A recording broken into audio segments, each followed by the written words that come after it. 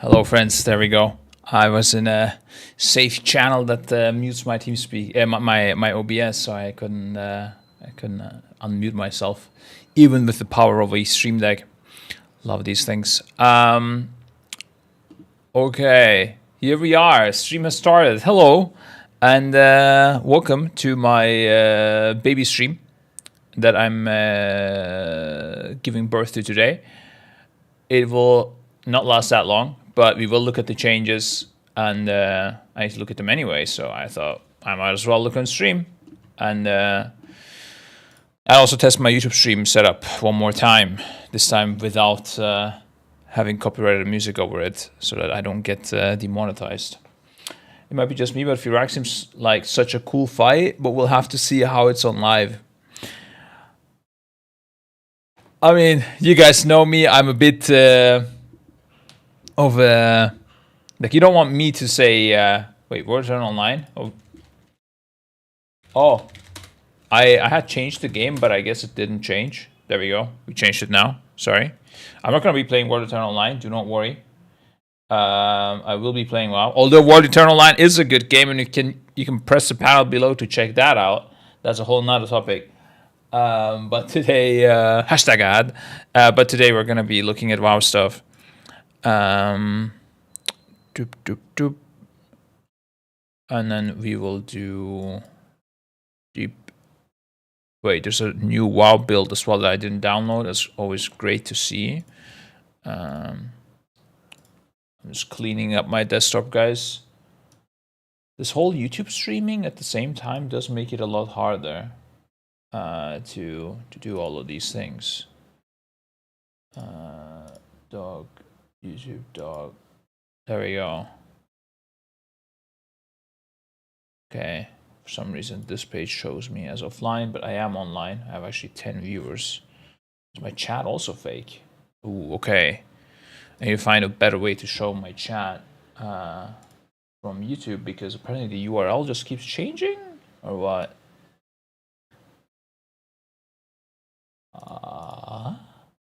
Oh, okay. 1 sec. Camera. Ads. There we go. There we go. If anyone wants to start joining on the troll, you can pop it out. I can pop it out, I know, but I don't want to go to my YouTube and pop it out every time, you know what I mean? I have like a URL that I embed into my OBS. You can do that. It's called a custom doc. But there we go. But apparently the URL just keeps changing.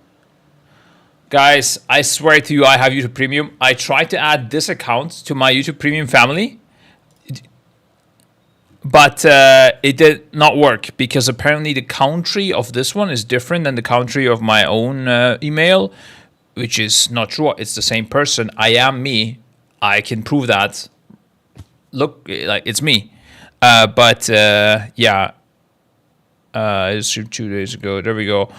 I guess I popped this out, and yeah. So this URL is always different, man. Maybe what happens if I open this? Oh, okay. Because on Twitch, it's like, so there you go, pop out chat. It's one link, and whenever I'm online, that's it. But in YouTube, it is a different link for every stream, which is not good, YouTube. Okay, but I'm guessing there is something that I can use to merge the chat. I guess I will stop using Chat Arena and switch over to that instead. But yeah, we're just gonna take this URL for now and put it into OBS, and we're good.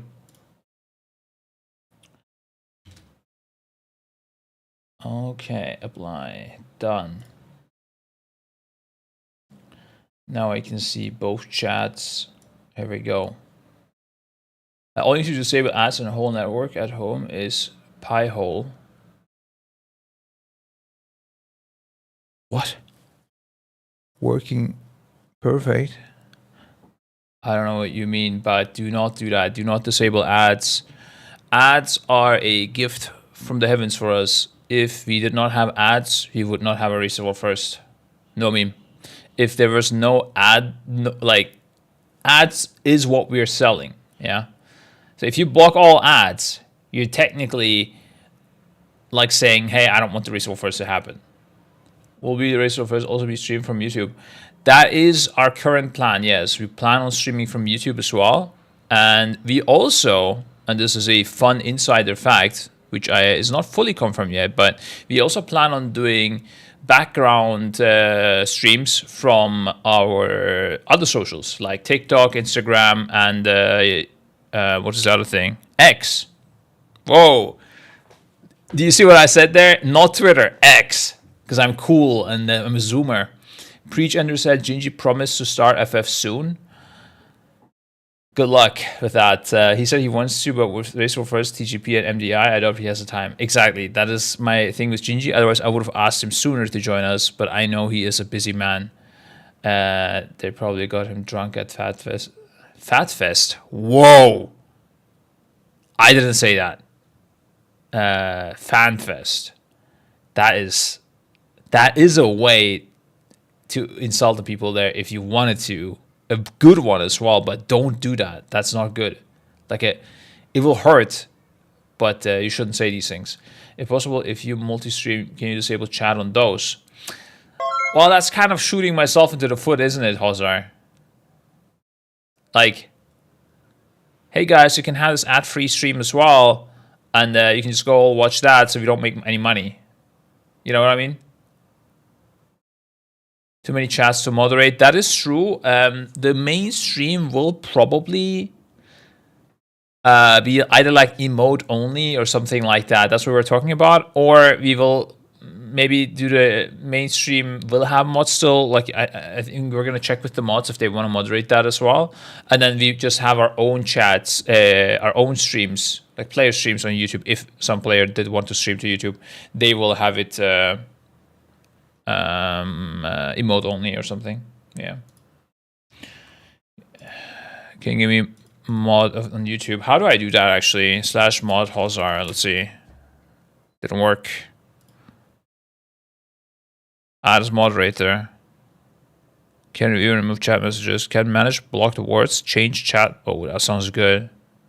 Whoa. There you go. Hozar has the power of gods in my YouTube. Ellie, if you type into the chat, I'll promote you as well. Are you dual streaming on YouTube too now? Yeah, I am. With the new changes on Twitch, they allow simulcasting to any streaming platform you want. They just don't care, which is pretty fucking good. Not gonna lie, that is a great change from Twitch. And I also think, and this is really weird, if YouTube wanted to, they could literally end Twitch right now. Like, they could completely destroy Twitch because, holy shit. Like, YouTube is just a better platform. It has a better player. It also has videos from the creator. The only things it's lacking is, like, maybe Twitch's simplicity a little bit and ease of use and discoverability of channels and stuff like that. Like, this is really weird. Why am I, for example, when I go to WoW, why am I not the #1 stream? I should be, right? Everybody agrees on that. But it's not so. Clearly something wrong with discoverability. Yeah, I don't know. Can never randomly find a good channel to watch on YouTube. Yeah, but I think if YouTube now took the right steps, it could literally kill Twitch. This move that Twitch did is really ballsy. I don't know if it is worth it, but hey, good luck. You have to go to the game itself to find your streamers. You actually do get it on your front page as well. If I change my normal account, which is where I can prove that I have premium as well somewhere, by the way. There, premium benefits. Look, guys, I am not lying. Also, my camera is off. Let's see. There we go. There you go. My stream is in literally the front page. Let's click it so we give the algorithm a good boost. Yeah, good job. But yeah, anyways, that's all about the streaming part. Let's look at the WoW changes in it, boys. There isn't a single page where you see all the streamers and categories. Yeah, I don't know. Honestly, didn't browse around too much. I know they would need to change stuff. Are you into beekeeping? I am anything into like cool nature stuff. Honestly, what did you see here? That's from beekeeping. This guy does great, super chill videos. He like goes into a mountain and stays in like a hut for like a week and just vlogs it. It's really nice. I really recommend this channel if you like chill vibes. His voice is also great and is very chill. What else do I have on my recommended? Let's see. I do listen to this music when I'm working out. Zaryu is my favorite YouTuber. World is lo-fi beats. I do not listen to this usually, but this came up because I guess I listened to the WoW music a few days ago. Classic hardcore, yeah, you know what this is. I don't know what this is, top luxury. But there was a channel where you see like really well built houses and stuff like that, like really crazy high tech, and those are really interesting. I ignored Ellie. Where is it? Ellie ignored. Simply Ellie. Oh, sorry, I didn't even recognize that because it starts with an S. As moderator, managing moderator. Holy shit, Hazar and Ellie are technicians now. Yeah, and that's it. I do watch a lot of YouTube TikToks. I don't know why this is right here, but that's not my field of interest. Yeah, this guy does some like cool historical stuff. Yeah. Oh, dieting is interesting to me. Oh, and as I looked at, I just saw something there, guys. It was noping. Wow. Do you guys know about noping? I think you may not. I'm gonna show it to you. Noping is an app that you can just simply get a free trial on. It's a VPN made for games to increase your latency, FPS issues, and yeah, maybe like connection issues that you might have with the game you're playing. And the way you do it is you go to noping and get the free trial. Let me log in here. And then you select your game, and only for that game, when you connect to that, it will go through the server you want. For example, I can say for World of Warcraft, I want to go and connect from Hong Kong for whatever reason. You shouldn't do that probably because in China it is blocked. But yeah, you get the idea. It will be very bad latency at least. But sometimes if I want to connect to US servers, for example, it is better to go through a VPN to a US server than to directly connect to WoW, because it can reduce your ping. You can try this out simply by clicking the panel below and going to no ping, getting the free trial, right? Nothing to lose. And if it doesn't work for you, you can ditch it again. But if it does work, you might want to consider it. It might. I know some of our players from PTR, for example, they're using VPNs and they are reducing their ping sometimes from unplayable amounts to like 100 ms. Last time I asked Servo, he was playing on US server or something, and it went from 180 ms to 100 ms. So very big sometimes, the improvement you can get. Are the PTRs only in the US? Yeah, PTR servers are only on the US. Now, specifically for PTR servers, they didn't have this on the list, but I told them to add it. So this might be working right now. I'm not sure. We could test it out live if you want, but it will just take time, and I don't know if you care enough.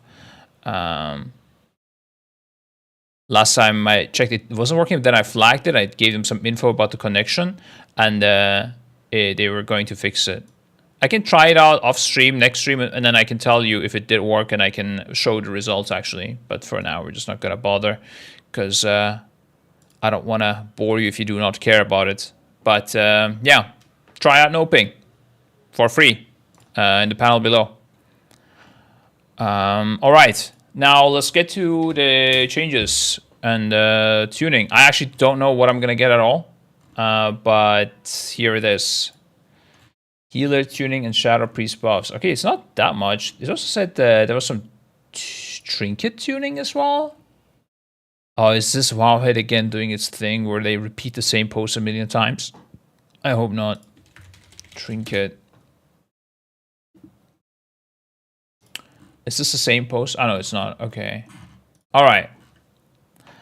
Does Blizzard show two-hand Lego? They did show its looks rune cavern. This is from YouTube, by the way. YouTube chat. I see you. But they didn't show what the item will do. There's an ad break right now. Unfortunate, man. I wish there was a way to circumvent that in a legal way, in a good way, without breaking the TOS, like subscribing or turbo, or you know how it be. But it's fine. That's a good emote. I like that. That's a good emote. I like this also. I appreciate your creativity. You use it to join American service on race. Well, who knows? We'll see. Maybe we just sneak into US and get war first. Who knows? It should be super easy, right? If you play in US, I mean, it's a joke then. It's all about US or EU. I mean, that's the only thing. Chris said Rogue is undertuned. That is true. Rogue is currently undertuned. I wouldn't say it's undertuned to a degree where you wouldn't bring a Rogue. But there is a world where you would ditch the Rogue if the DPS check is too high even, yeah. So even with the, losing the damage reduction, it might be worth to lose the damage reduction, in fact, yeah. But that's not, you would run at least one Rogue. But that's not the state you want. You don't want your class to be good because of a damage reduction on the raid, right? You want to be doing good DPS, so yeah. All right, let's look at the changes. Vengeance. Okay, social card trigger recrimination increased to 60, was 20, and for set bonus duration of firebrand applied by set bonus reduced to 3 for 6 seconds. Okay, so they did nerf DH tank after the massive buffs. They nerfed this tiers bonus in specific. Okay. We don't know how good DH is because we don't really test it after the changes. But the theory crafters are, sitting day and night and calculating what's the best way. So we'll see, I guess. Morning Lego. Patrick Van Woeren says, how are your spreadsheets going for splits? Oh, man.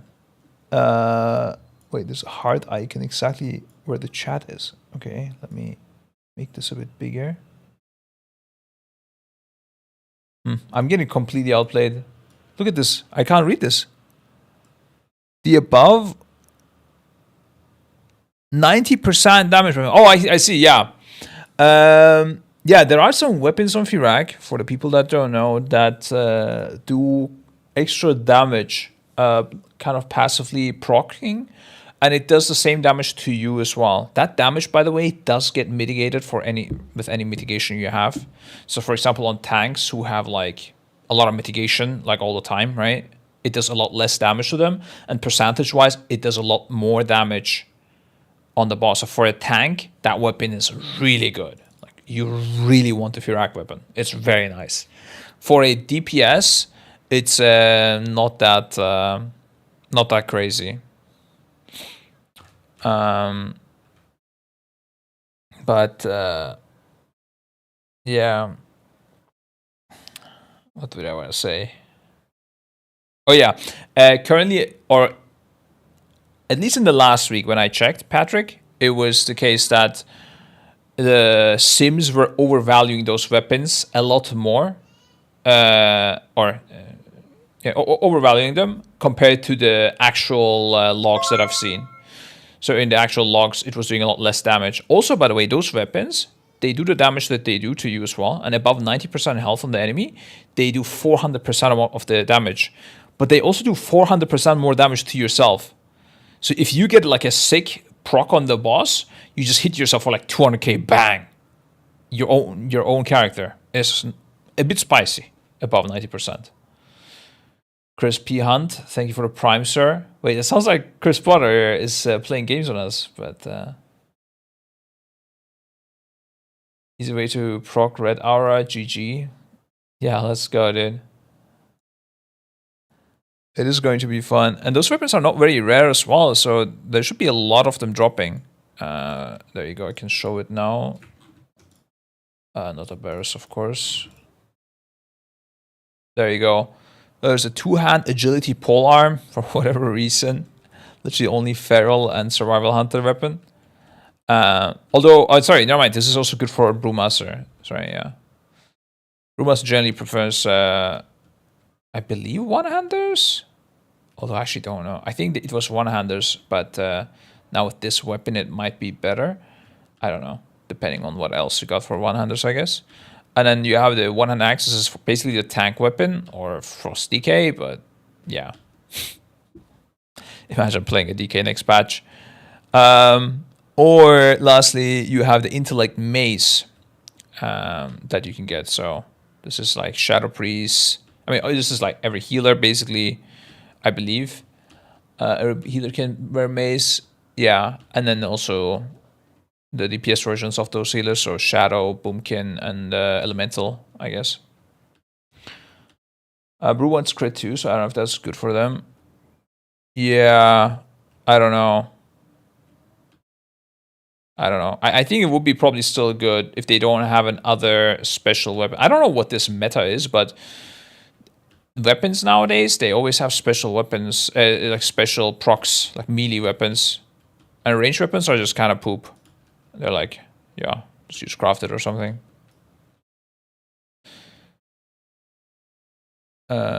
Yeah, Mistweaver would also use this, of course. Yeah, every healer could use this. Also, because you have Leech and the healers generally heal themselves more, it would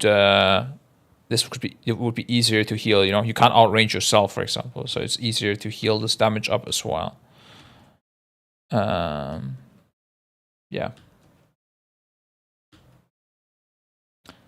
Yeah, casters have the Nimue staff, but it is a lot rarer, these things, right?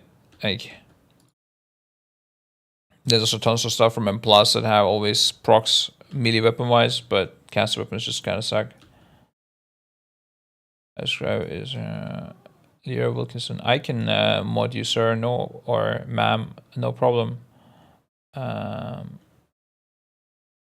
think sir should be like a gender-neutral word.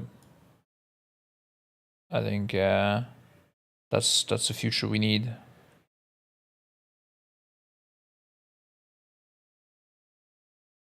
I'll make you standard moderator. Halsar and Ellie are the admins. Why is Scribe using a 437 weapon? This is my PTR character that I got here like a long time ago. I copied it and that's it. So I don't know what's happening here. It's I pick color. What the fuck? Anyways, yeah.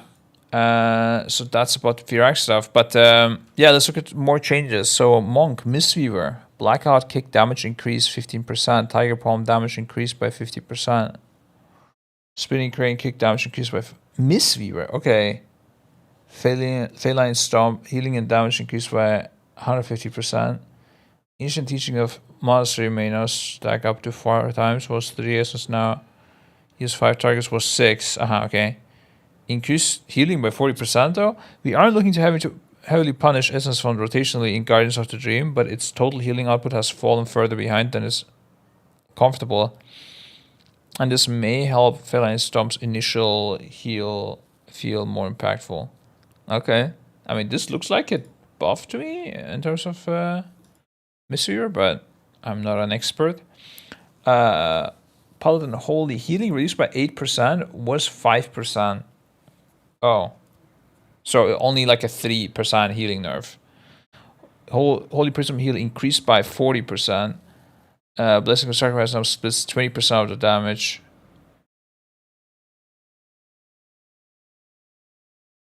Wait, what? How does this work? I'm confused. Blessing of Sacrifice. This is not Hand of Sacrifice. What was Blessing of Sacrifice again? Is that the Aura with Aura Mastery, or? Oh no, this is Hand of Sacrifice. Wow. Wait, is that only for Holy? Wait, am I? Oh, wait. Blizzard now splits was 30.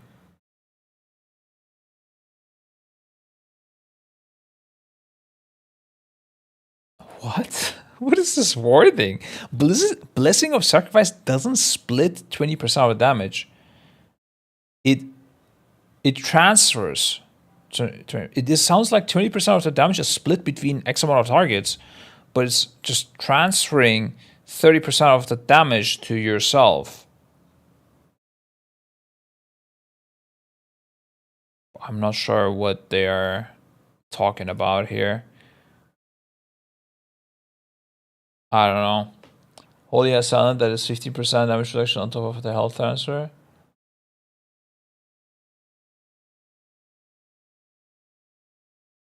So it only reduces damage by 20%, not 30%. That's how I'm understanding it, but I don't think the wording is very correct. It's 20% DR and that damage is transferred. Yeah, exactly, but it's not split, you know? Like, that's just splits 20% of all damage. That's just not true. It transfers 20% of all damage. Yeah.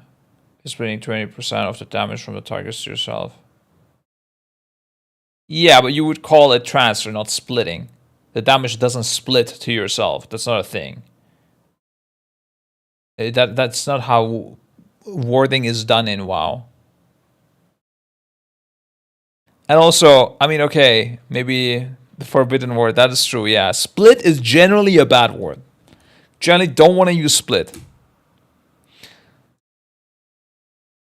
A split is not a transfer between two people. No, a split is dividing something between two people. So if there was 8 damage on, let's say, X, and then you took 20% and split that, that means you received 10% and somebody else received 10%. I don't need to, like, you guys are just discussing this to discuss with me, but this is the wrong wording. If it was the correct wording, then I would just say it, but we don't have to discuss this. This is really technical. Who cares? On X? Nah, X is my new favorite word now. I'm just going to use it as much as I can. Type of blacklist split. Yeah, dude. Okay. I don't know if that only applies to Holy, though. That's just random that they put it into Holy. Because, for example, if this is on Red or Prot as well, it is a big nerf to Sacrifice. But yeah. Alright, let's see. Priest Discipline. Developers are adding another damage reduction pass on Discipline Priest, as our previous change was not significant enough to bring Discipline closer in line to other healers. This should bring them much closer to other healers while still retaining the ability to deal reasonably high damage as one of their strengths. Okay. Sins of the Many increases damage done by 20% was 40%. Atonement heals for 40% of the damage done was 35%. Oh. So the damage increase from Sins of the Many, I guess, accounted for healing as well. Which, because they nerfed it, they just increased the overall atonement. Also probably means that it's less spikier healing and more evened out. Which, honestly, I don't mind. Not sure the exact percentages in damage loss. But this doesn't sound too problematic to me. Slight damage nerf. For sure, but yeah. I mean, the big thing with Priest is also that they just provide the PI to somebody else. But yeah. Holy fixed an issue that Holy War Sanctify hit to 6 targets instead of 5. Okay, Symbol of Hope.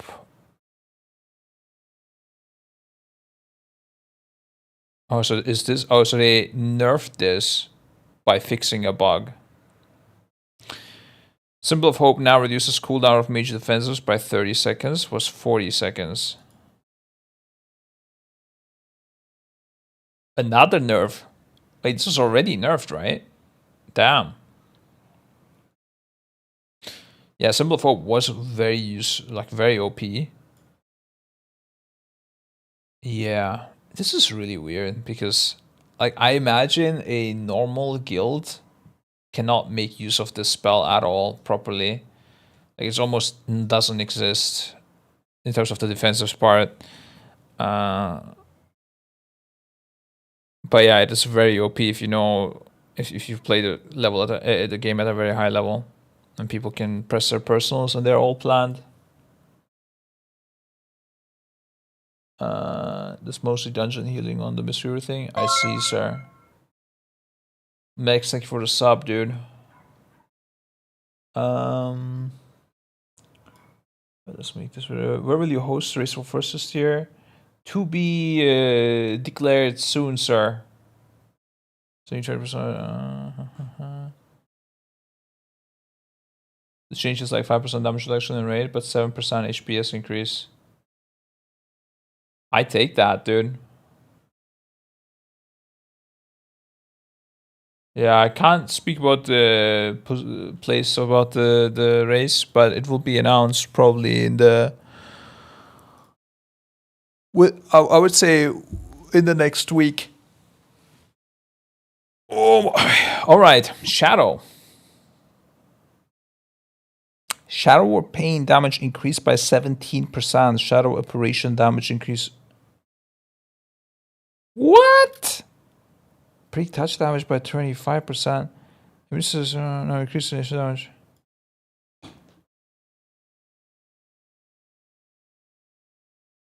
Okay.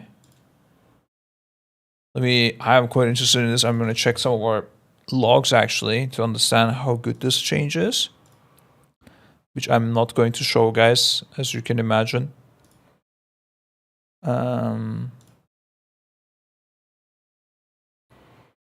But I mean, they must be really good at. They were already good at execute. They must be really, really good at execute now.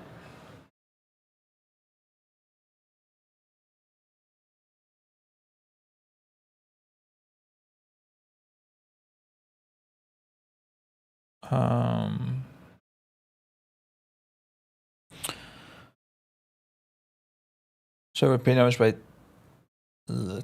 almost 20%, let's say, to Vampiric and Shadow Pain.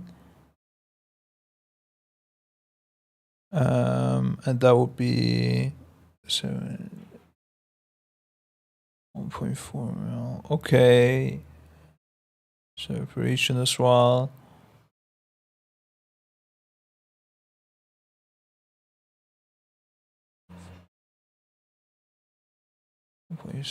Okay. Okay, it's not crazy. But I do think this is a good buff. I think with this buff, they probably want to run a shadow, is my guess. I don't know if you want to run 2 shadows ever, because it gets problematic, especially if you run a lot of priest healers as well. Like, it's just, I mean, it depends on how many warlocks you have in the raid, of course. But eventually the PIs won't be of any value, right? Because the only class that benefits from PI is Warlock, and every PI should go to Warlock. Oh, we could PI the same Warlock multiple times. Never mind. Yeah, Shadow is OP, guys, now. Yeah. Public service estimate around 220k. If you say these changes are approximately 2.6% DPS with the T30 set and 4% with the T31 set. Yeah, T31 is what we mainly care about. 4%. Yeah, I calculated somewhere around that as well, I think. 5.3 mil. Well, I calculated less than that, actually. If you say it's 4%, then... Okay, that's only slightly more than I calculated. It's fine. Yeah, because I'm looking at no execute right now. I'm guessing the execute thing is on top. Yeah, makes sense. Yeah. So, I mean, it's good. Yeah, Shadow is good, I would say, currently. You want to have a Shadow, I have a feeling. Dota can finally... Yeah, I think Dota will probably play a boss. We don't know which one. Maybe the first boss only, but Well, I heard Mistweaver got buffed, but it's mostly relevant for dungeons. What do you have to say, Velo? Are we stacking Mistweavers like we're planning to currently? 3 heal, but only Mistweavers. And then we augment and P item? Is that still the plan? Hold up. Am I leaking War First tactics right now? What did Sir say about Mistweaver? What? I don't know. Some healing increase, but less people and damage increase. I don't know, bro. Is it OP? I imagine not Aug buffing, only healers. Yeah. That's the play, right? And then you got a healer. No. Needs buffs. Yeah. The propaganda is everywhere, guys. This is crazy, man. I think some of our raiders, they should have been like politicians, but they got locked into, you know, WoW. Especially Servo. Especially any Warlock, honestly. Warlocks in general, I think they could make great politicians.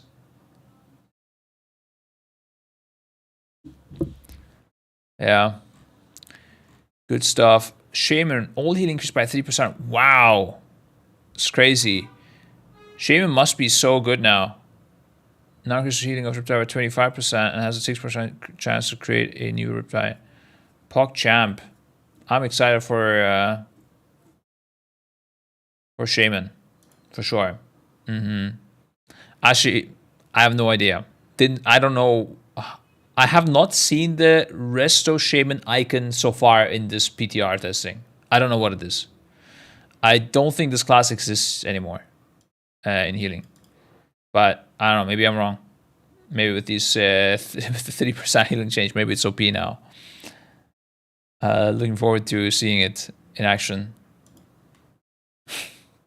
3% was 0% before. That's crazy. Thunder in shambles, yeah. Okay. And then we also have some trinket buffs. Oh, Sigil Flame does now 33% more damage, but over 8 seconds or 6 seconds. Okay, I don't know. A buff to... What? Why? Is this...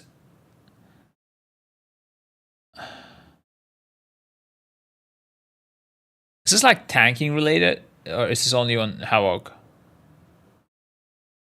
33% more damage on that. I guess no one cares. It's a Vengeance DH buff. Yeah, that makes sense. It's just a small buff to Havoc Demon Hunter. More uptime.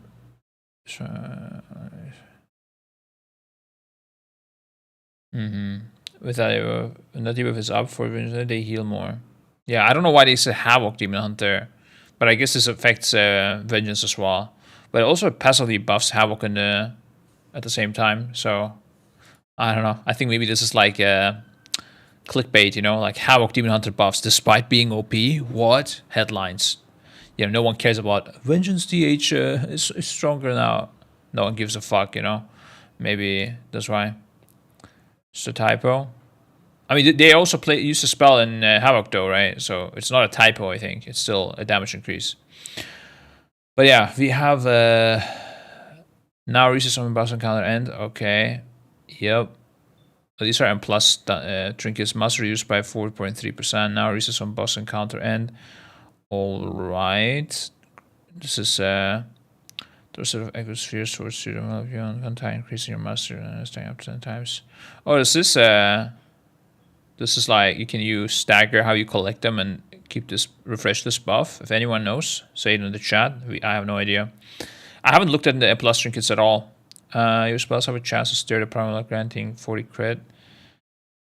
Crits are reduced by 36.5%. Procs per minute increased to 1.66. Okay. Mana restoration increased by 12.5%. Fragile Echo. So many echoes in the game nowadays, dude. Echo of Neltharion. Evoker has a spell called Echo. We have Trinkets with Fragile Echo. Hey, Fragile? Hold up, is this... Are they making fun of us because we lost it here? Dragging spells apply and refresh Fragile Echo for 600. The Fragile Echo should never be refreshed. We're blocking the use of this trinket in our guild. And then Fyrakk saying that range increase to 100 yards was 15 yards. Oh, we got the coffee. Oh, with a chocolate on the side as well. Guys, look at this. I first saw the coffee and then I saw the chocolate on the side. This is the best day of my life. When is the race war first? As expected, they finally fucking confirmed it to be on November 14th. I mean, it took them a good amount of time. Thank you, Blizzard, for letting us know a month ahead. That's great. That's so good. Maybe less than a month. I don't even know at this point. Mr. GM in the chat. My man, dude. How you doing, bro? What is the range increase exactly on this?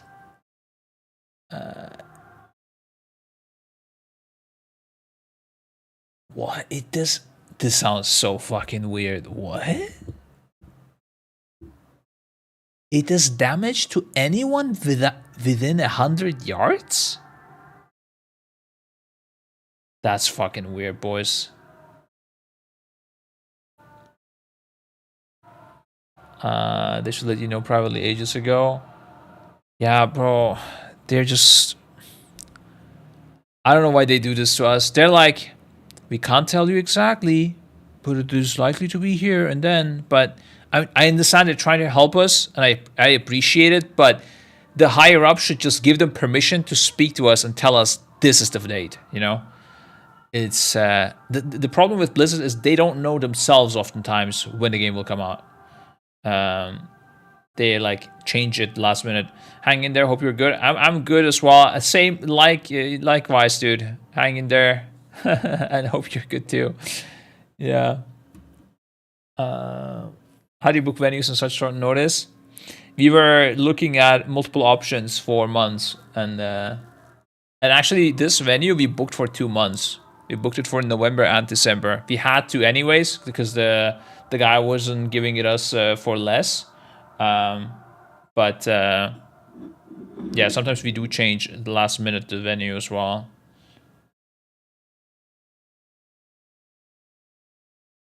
You can use my basement. Thank you so much, dude.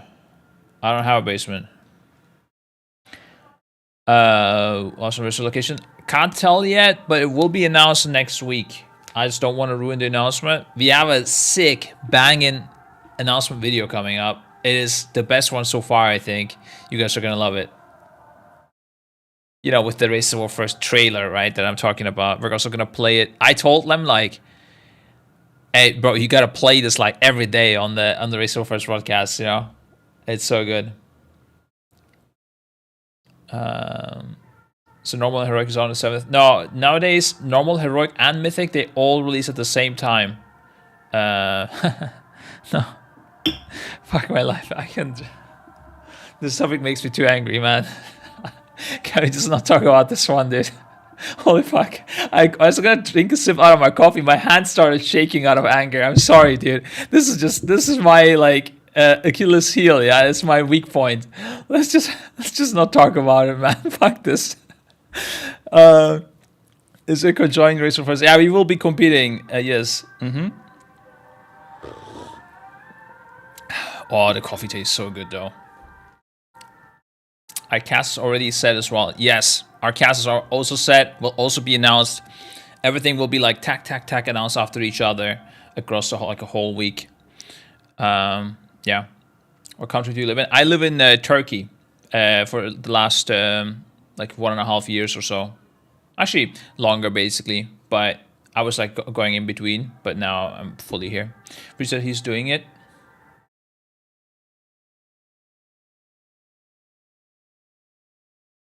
He's doing what?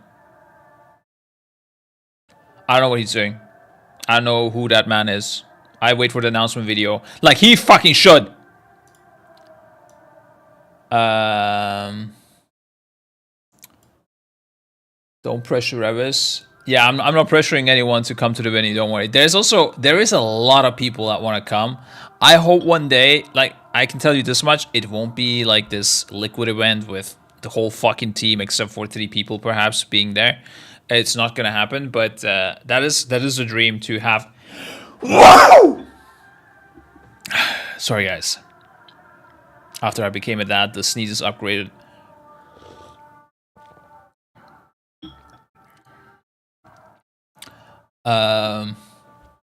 What do I want to say? Yeah, it is a dream of mine to have everyone that wants to come at least at the venue. That would be so good. That would be the best experience, I think, ever. I'm happy for Liquid that they can manage to pull it off and have everyone there. It must be a lot of fun. I'm glad they're enjoying it and hope we can do one day, too, one day. Yeah, this range increase is super weird, though. 100 yards. I'm guessing it won't hit targets that are rooted and stuff, because otherwise that would be very annoying. 100 yards, and I guess also not targets that are not in combat. But yeah, it is interesting. Investing all my stock into Echo XDD business. Yeah, maybe we should go public with our stocks and get some investment and pull some mega events off. I think if we had extra money right now, the main thing we would do with it is doing a Final Fantasy event. I think that's the best. That would be the best way to spend money currently, and like do the bigger involvement in Final Fantasy. As a waste. No, Final Fantasy is huge, bro, and the Race of First is just like beginning. What's this? Hosar adding emotes. Monka Hide. I have a question. Oh, that's a good one. Timeout. Oh. Pepega Science. And oh, you guys can't see these. And let him cope. Oh my god, what's happening to Immigrant? I have to way too zoomed in. This is the tiniest screenshot. What kind of monitor are you using? It must be 1440p or something. Who will be the guy farming and plus trinkets for the whole of War First race? What he was Lorog, Abers was Tobo. I don't want to say it. It won't be Tobo, I think. That's all I can say. I would be very surprised if Tobo is not in. I think Tobo will be like in every boss almost. Probably every boss. That's my thinking. But you never know with loot, right? It's a touchy subject. Global release. Yeah, dude. Roger was telling me a couple days ago. Like, man, how do you know? Maybe on BlizzCon they say region-wide transfers are open again. Or not again. Like, they say that it will be possible. I'm like, no fucking way. There's no fucking way they do any of that.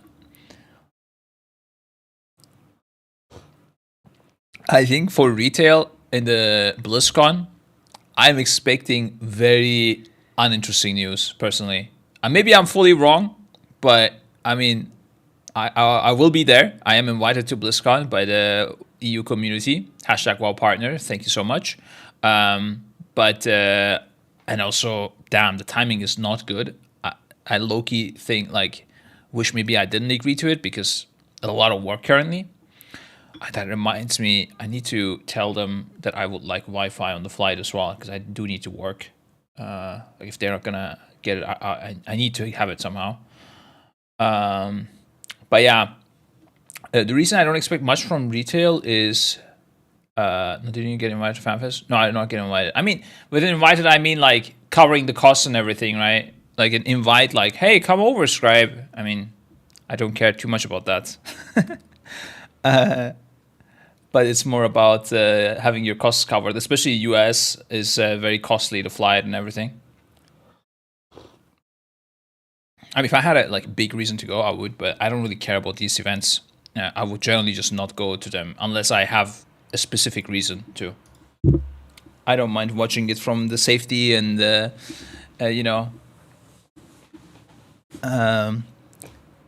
easy way from my home, like just chilling. Most flights have Wi-Fi these days. Oh, that's good. I'm gonna be flying with Turkish Airlines actually, with no stops. So we'll see. But I would like it confirmed. There's so much things to do, and it's a 13-hour flight. Much of that at be home relaxing with wife and child, watching some BlizzCon. I mean, if I could like teleport there and back, I would definitely want to be there when announcements are made, like the main announcements. It's definitely good. But the whole thing is not really worth it, I think. If you also have to pay for it a lot, right?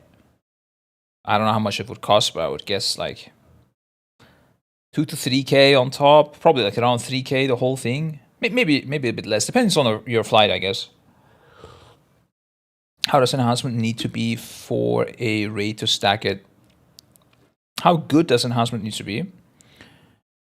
To stack it?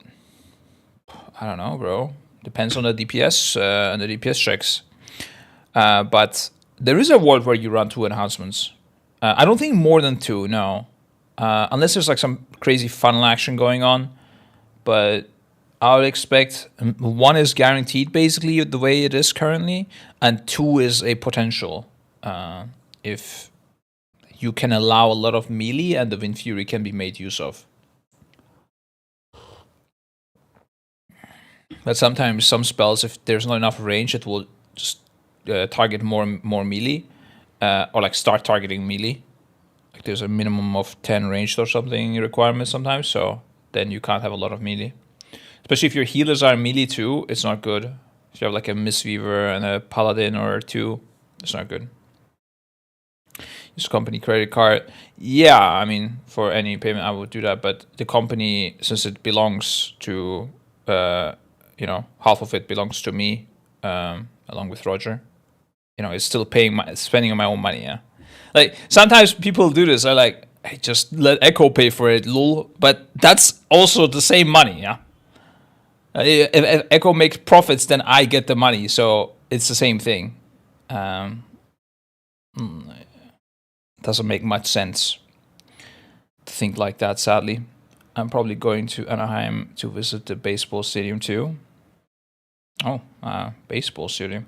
I actually quite like the idea of the baseball sport, but I never was like in the group of friends that are like interested in watching baseball. I think baseball would be something that I do enjoy, but not from a stadium, because like you're waiting all the time probably. It must be like from TV, like a big fat TV with baseball. Actually, I kind of want to do that. But nobody in my real life watches or likes baseball. That's so sad. If I had people who like baseball, I would love to watch. I have a big fat TV here, dude. Come over at 2 board. We just watch baseball, bro. Baseball very stats heavy, insane saber metrics in that sport. I think it's very cool. I used to watch baseball anime back then. That's how I got to know baseball and the rules and stuff. Impressive how good those animes were, dude.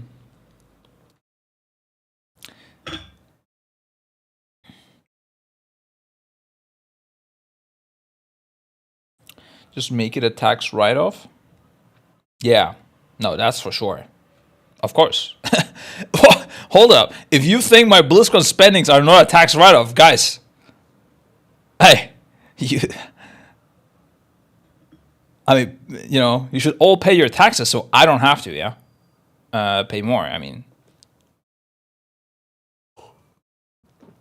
Paying taxes is for people who don't know how to min-max their taxes, right? I love this quote from Trump. I'm in no way like a Trump supporter or something. I couldn't give a fuck about US politics, okay?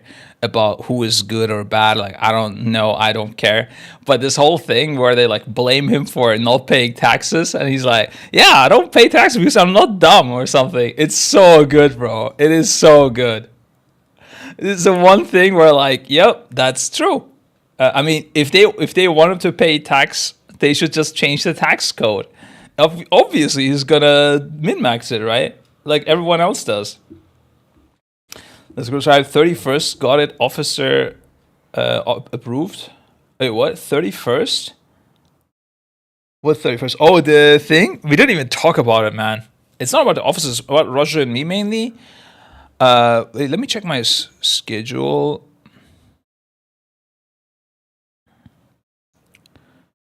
Yeah. I mean, I expect we go in, we like finish real fucking quick, and then we just end the stream immediately after. As sad as it is, like, I don't think like we try Savage or anything. Like, there's just no time. I personally don't want to miss out on the fun, so I would want to do it, but yeah, I would want to clear it in like within like 3 hours and then get out of there because we don't have time for anything. I did think about BlizzCon. If I'm not doing anything, instead of hanging around with people and meeting them, I might just go to my hotel and work. Like, that's how sad my life is currently. I mean, it's not sad, but there's a lot of work. Like, I mean, the good thing is, when I'm at the BlizzCon, I also, like, I mean, it's obviously, I love spending time with my family, my wife and child, but when I'm there, I can't spend time with them, so I can just fully concentrate into work, you know? So I do think I'm not going to be hanging around in parties, talking to people too much. It will just be, I'll focus on work. There's just too many things to do. We're getting paid well, at least. Yeah, well, it's okay. It's all right. I think there's a lot of potential in the Race of War first scene. I can't go into the details of how much people are getting paid or anything, obviously, but I do think there is a big potential, and we're gonna do some aggressive work after the race to unlock that potential fully going forward. You guys are getting paid? Well, hey, don't act like nothing's going on here, okay? You dirty, filthy, non-appreciative Misweaver Monk. But that's, I think, the character of a Misweaver Monk, to be fair. Do you have days of completely not working? Yeah. I mean, I had some time ago, but like the last month, I don't think so, no. I don't think there's a day such as like zero work anyways. Like I would be referring to days where I don't have a meeting or something like that, like a timed thing. Because you always, when you have an own company, like you always think of ways how to improve it. Like there's no button you turn off and you're done with work. I think this applies to like any person who has an own company. It's not just like a esports or Race of War First thing. Hey Lethy, doing good, dude. How are you doing? I don't know, CEO schedules. Yeah, they just don't have schedules, basically. Just whatever work is needed, you work. And then when work is not, like there's never a time where work is not needed, basically, because you can always improve. Caught a FanFest con plague, but doing well. Oh man, that is also one thing I'm scared about. If I get sick at, then again, the last 2 races I was sick both times. Like, at this point, I don't care too much. We were talking in the officer meeting. Bears was also like, bro, if I get sick, who gives a fuck? Like, who cares? It's fine. We just keep going. Do you think Mythic can shine this time? They've been steadily progressing since the event. I don't think so, but maybe, who knows? Yeah. You were sick during last Savage Prog. Yeah. Yeah, so it's just like I can sometimes feel that I'm overworking myself, and I'm like, yeah, I'll probably get sick too, and like this is just too much, and I get sick. Yeah. Also, I think something happens with your body sometimes also where like you delay the sickness. Like you realize you get sick, but you're like aware currently it's not the time to get sick. So you just delay it for later. I don't know how it works, but I swear there's so many times Adrenaline delays, is that like a scientific thing, or are we just making shit up? Regardless, I think there is something like that going on. Like, from my experience, I can say that. YouTube chat says, Mujavi says, hi Scripe, what do you think your chances of regaining racial first mythic in upcoming 10.2 raid? When are you gonna be streaming from? Our chances of regaining racial first mythic, like winning, our chances of winning, honestly, it's so hard to tell, because I don't know what the other team is doing, right? And the race for first is such a roller coaster. We have definitely spent a lot of time improving, and it won't be the same Echo that we, that raced last year, playing this year, and but we'll have to see. I don't know. Longer T equals higher chance of winning.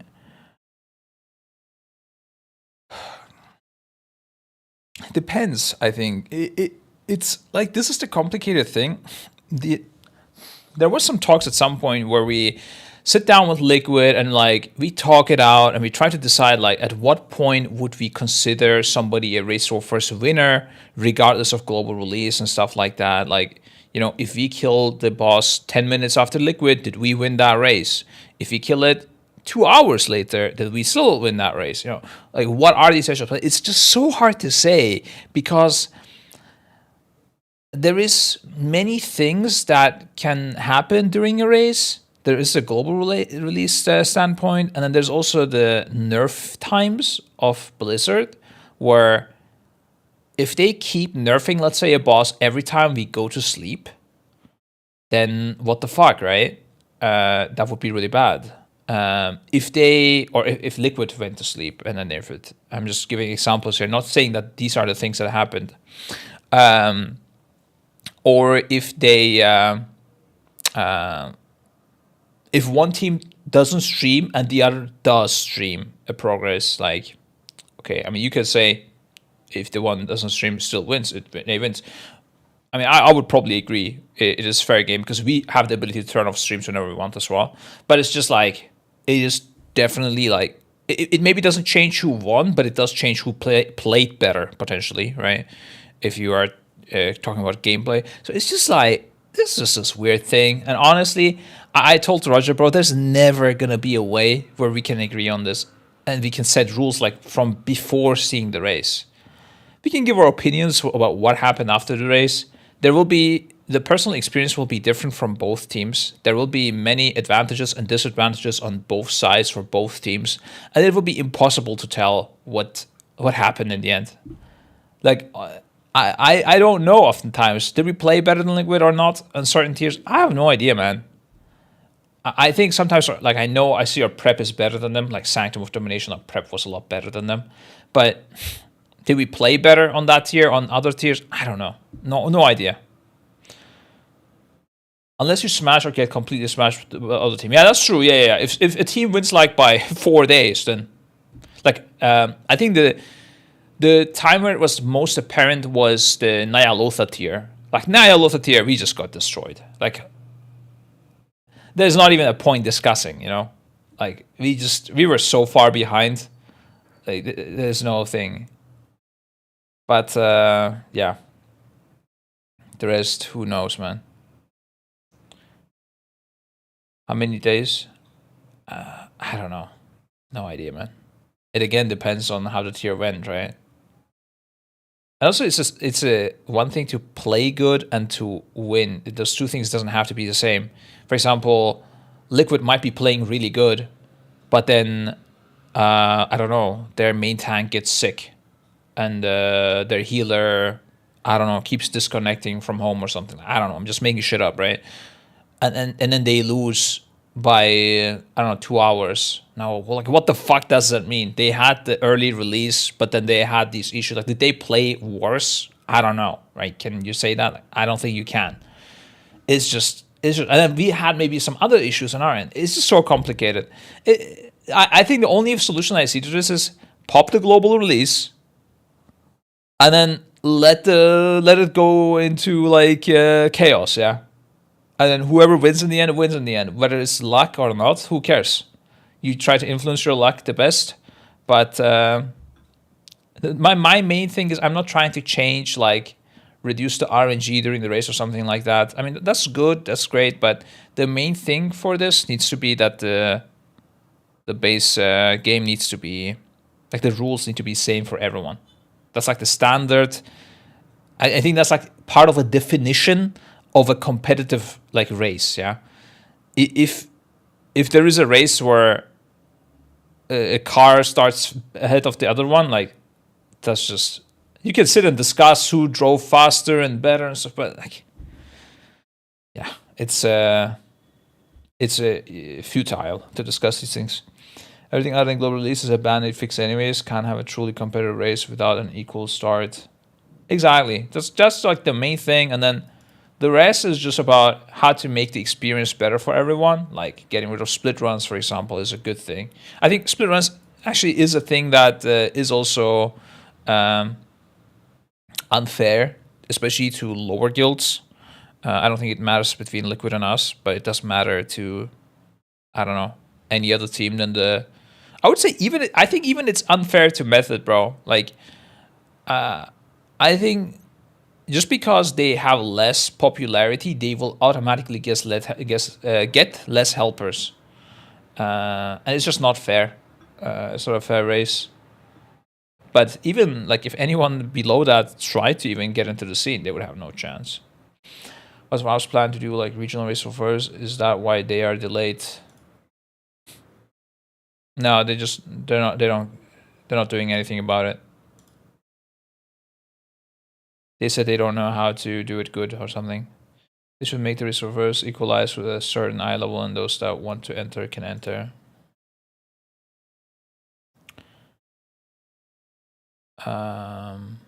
Yeah, that is an angle. That is a fix for split runs in particular. Yeah, I do personally quite like that. It does get rid from of some MMO aspects in the game, but I would love dude.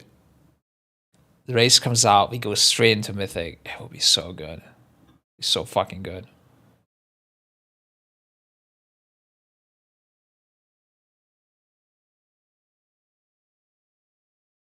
Nimsy in the chat, turn around, restore first, blind progress too. Yeah, the beauty is these two things influence each other quite a lot. If you fix the split runs, it's very easy to do a global release basically, because then you can, for example, have an EU realm that only goes up like that follows the US schedule, right?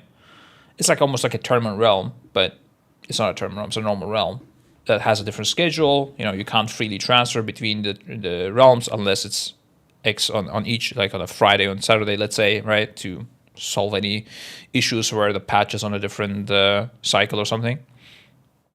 And then that's it. But if you need to find split run helpers on that realm, it might obviously be really hard if you can't do group content like on a Tuesday or something. Or we could, if split runs is fixed, we could maybe go to US and then we don't get helpers as good there, but that doesn't matter because we don't need helpers. Things like that. But yeah, I mean, it's not going to happen for this race, so what's the point? And I don't expect anything on BlizzCon as well. I think the focus on the BlizzCon will be the rinse and repeat for retail. I think they will be showing some sort of. They will probably reveal the expansion name. I think it will be pre-orderable, and it will. It will have a like repetition of what we got this time. I think there may be different specs being added or reworked, but I don't think a new class will be added. And this is pure speculation, by the way. I don't know anything about what they're planning, but this is just what makes sense to me. And then there's not going to be much more. I don't think there's going to be any gameplay or anything. Maybe some like art or something like that they release. I hope. And that's actually a big the next topic I wanted to talk about as well. They have it here. Is Emir still the final Dragonflight? So Wowhead did some speculation about the future. they were apparently saying that fated raids is something that they enjoyed as a bridge to the new expansion. Which, if they do again, they were calculating that the new expansion would be in November.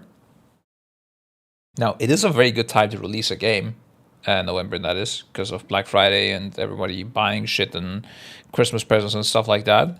But I think this would be very late. And if this is happening, consider retail dead after like 5 months from now, like fully dead, and then people just go classic. And I think that is going to be partly a thing, regardless. People will be playing classic a lot more after this next Race of War first. But if they release this expansion instead in July or August and cut the Fated season and put it only as like a 3-month thing, then I think retail will be still decently alive. People are going to be looking to the next expansion and looking forward to it and stuff like that. Because there will also be beta coming out. So like even if it releases on August, let's say, you know, you'll be playing the beta already in, I don't know, April or something, right? So it's not that bad, maybe in May.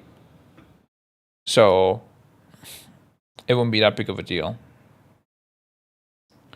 FF14 is dropping a new expansion in summer. Ooh, you're saying they might be dodging that?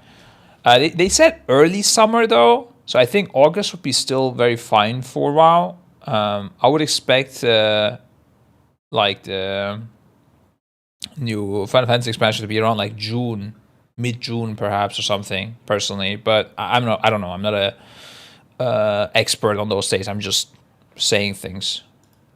Techniques reading your mind, of course. I mean, that's what makes sense, because he did say early summer, right?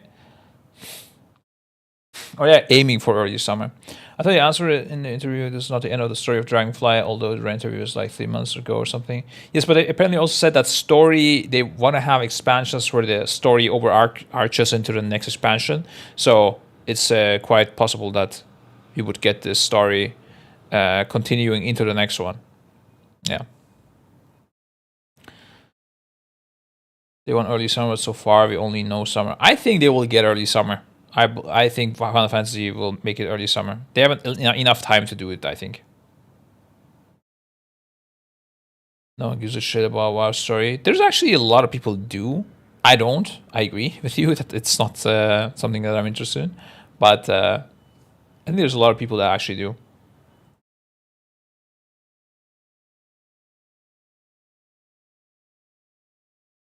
I love WoW's lore, even with all of its flaws. I do like the old WoW lore. That sounds very epic to me, but the new stuff, I'm just not interested in, man. I don't know. Maybe if I had like nothing to do in life, I would enjoy it. I don't know. It sounds very bad, but it is true as well. Like if I had like no other games and like the rating wasn't a thing in WoW, and this is the only game out there with this story, I think I might like the WoW story, yeah. Like in, you know, maybe Scripe would enjoy it, I think. But nowadays, I know there's other good stuff out there to do.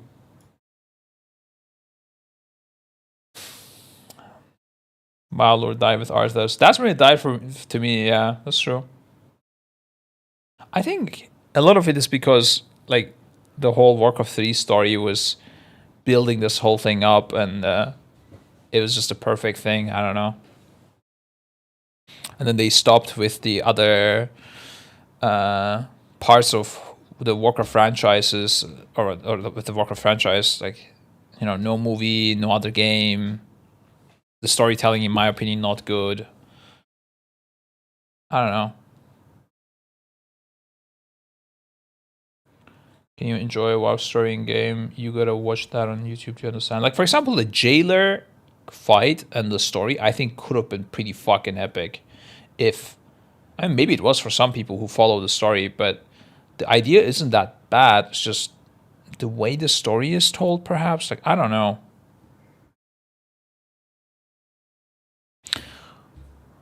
But yeah, I hope it's not a November release, personally. I mean, also, a 1-year content drought, basically, in WoW. I mean, holy fuck. If they do this, I can almost guarantee you we will be hosting a Final Fantasy Race to First event, because we got to do something also in terms of the company. I mean, what are we going to do for a year? Like, am I just going to sit around and just play classic hardcore or what? Like,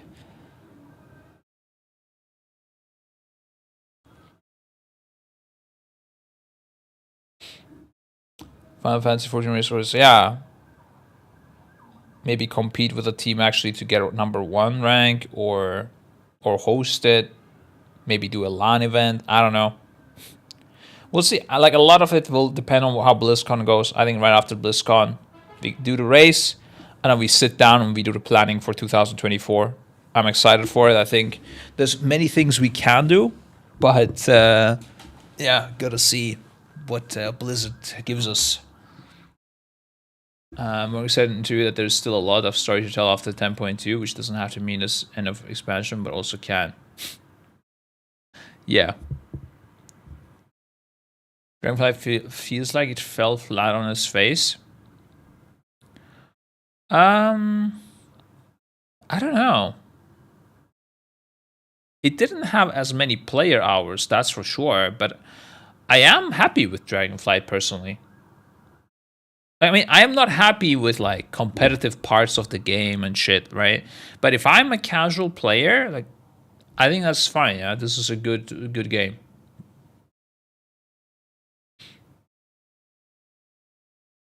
I prefer it over Shadowlands for sure.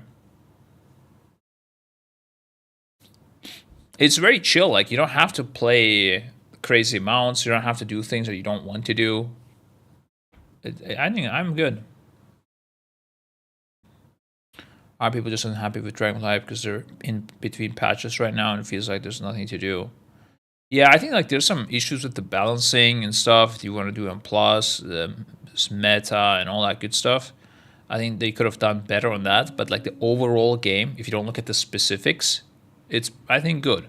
Like, it's not Dragonflight that's the problem. You know, maybe it's the loot might be bad, or the meta in M plus might be not good or something, or the balancing, but that's not really Dragonflight, right? When I think of Dragonflight, I'm thinking of, do I gotta do Thorghast, you know, the new class, Evoker, and I don't know, the new talent system. And I think the things that Dragonflight brought to us, I think is good. Augmentation, spicy topic. Definitely spicy. You have 6 months to do FF14 Ultimates. Yeah, that's true. You can do some good stuff there. Even more than 6 months. I mean, if this is happening, it's basically a year, yeah? Like, if there's a new expansion after this one, we don't even need to farm the current tier. Like, we would just be, I don't know, vaping, mostly. Okay, but it's not a year. I guess there's a beta and PTR testing starts maybe, I mean, I'd say like at least 7-8 months, maybe 9 months. Said Thorghast out loud, my trigger word. Yeah, at some point our creative team wanted to create a Thorghast speed tournament. I'm like, bro, I don't want to do anything in Thorghast. Just don't. Just don't. Don't. Find another idea if you want to do something. Like, they were really excited about Thorghast and creating this tournament. I think if Thorghast wasn't like, if it didn't force the players so much, it could have been a fun tournament. But yeah, the way it was, it just wasn't good. The community just fully hated it. Do your Ox play Beacon in your Sark kills? I have no idea, sir. I don't even know what Beacon is. Beacon is a paladin spell as far as I know. I don't know what you're talking about. I know it's not your niche, but do you think Classic Plus will happen? I would enjoy. It's not my, like, I don't know that much about Classic, but I would be hyped for Classic Plus, and I think it will happen, guaranteed. My guess is that they take Classic Era, and they, okay, so 2 things. I think they will do Cataclysm with some changes to it. And then I think also that they will do a Classic Era version where it's a level 60, like, or the level 60 game gets Gets like an expansion without level up is my thinking, but who knows. But new zones, new raids, kind of like a more horizontal scaling instead of getting maybe even better loot, but instead just like new raid, new zone, this kind of stuff. That is my thinking. If it will happen or not, I have no idea, obviously.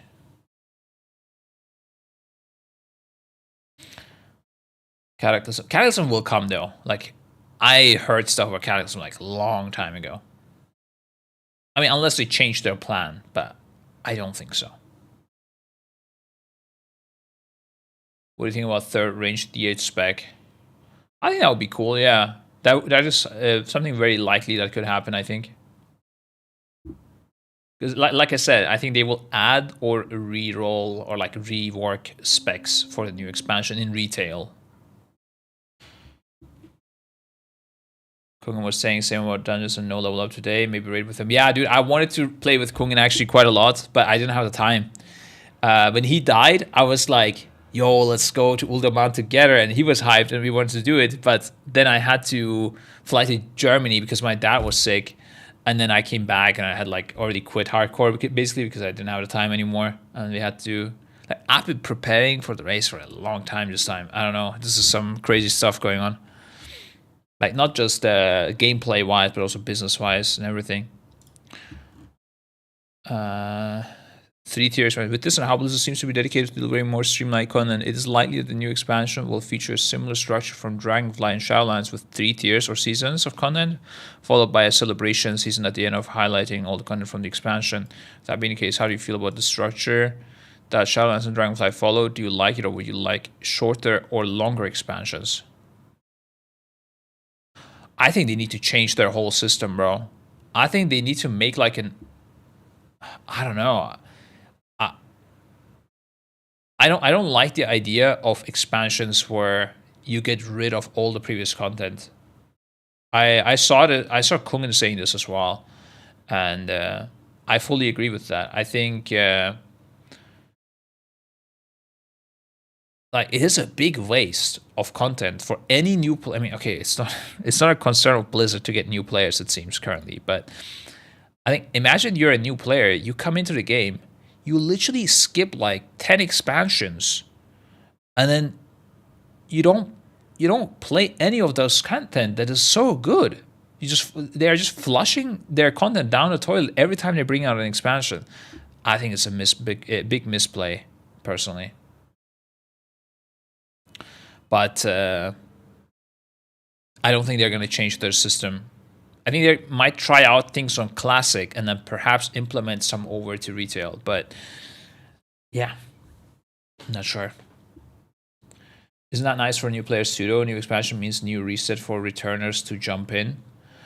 My idea, Zeppy, would be that you can play the newest raids in an easy way, but to do them you need to like maybe go and farm the old raids a few times.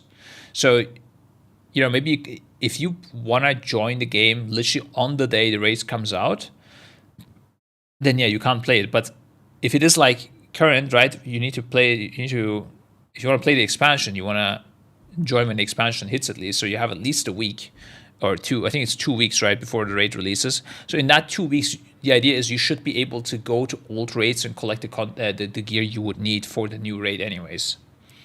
And that's the type of game I would like. But you don't come to the game and then you're just leveling some like mindless content, in my opinion. I think leveling in WoW is incredibly boring. In retail, the later levels. In Classic, that's a whole nother thing. But in retail, it's completely boring, I think. I would rather have people come in, they do some quests that are actually good, not quests there to increase the quantity of quests, not like 100 quests, but no, like some key quest lines that are actually interesting, good, and feels rewarding. They're big. You do this quest, you get something fucking huge, right? And it's a longer quest chain perhaps also, but it's actually you actually feel something finishing the quest, and then you do the previous raid that is relevant. The gear is relevant to get from to get from this place for the new raid. Let's say you need some frost resistance gear, or like from Naxxramas or something, or whatever it drops, or you need to get this I don't know, thing that does more damage to demons from Black Temple. I don't know, right? You do some like specific content to gear yourself up for the new raid, which takes around 2 weeks if you want to gear yourself up. Yeah, I gotta figure out the lockouts and, you know, if it resets every day or what, you know, all the raids. I think an older raid could reset every day, no problem, in my opinion. I'm aware I'm talking about a different game here, by the way, right? This is not World of Warcraft, but I'm just saying that's the ideal expansion creation for me. You bring out content, you don't flush down the old stuff for the sake of new content, and then you have geared up, and then you can go and do the new content, and you know, try to play it and play good. And then you can also use other gear, but it's just not the optimal thing, you know. And it's less about eye level and more about the different types of gear. And maybe more about the transmog and yeah, all sorts of things. I don't know. That's what I would like. Not gonna lie, it's a different game, but OSRS is really good at keeping all its content relevant. Yeah, I tried to find out like a video explaining OSRS, the structure of it, but I couldn't find it. Whatever I watched, it was like almost like an ad about how great it feels nostalgically and stuff like that. Like I wanted to know the game mechanics, but I don't know.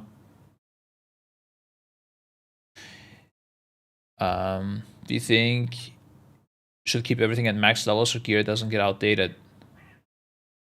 Yeah, I think so. I don't think gear should get outdated, yeah. I think you should, I mean, maybe like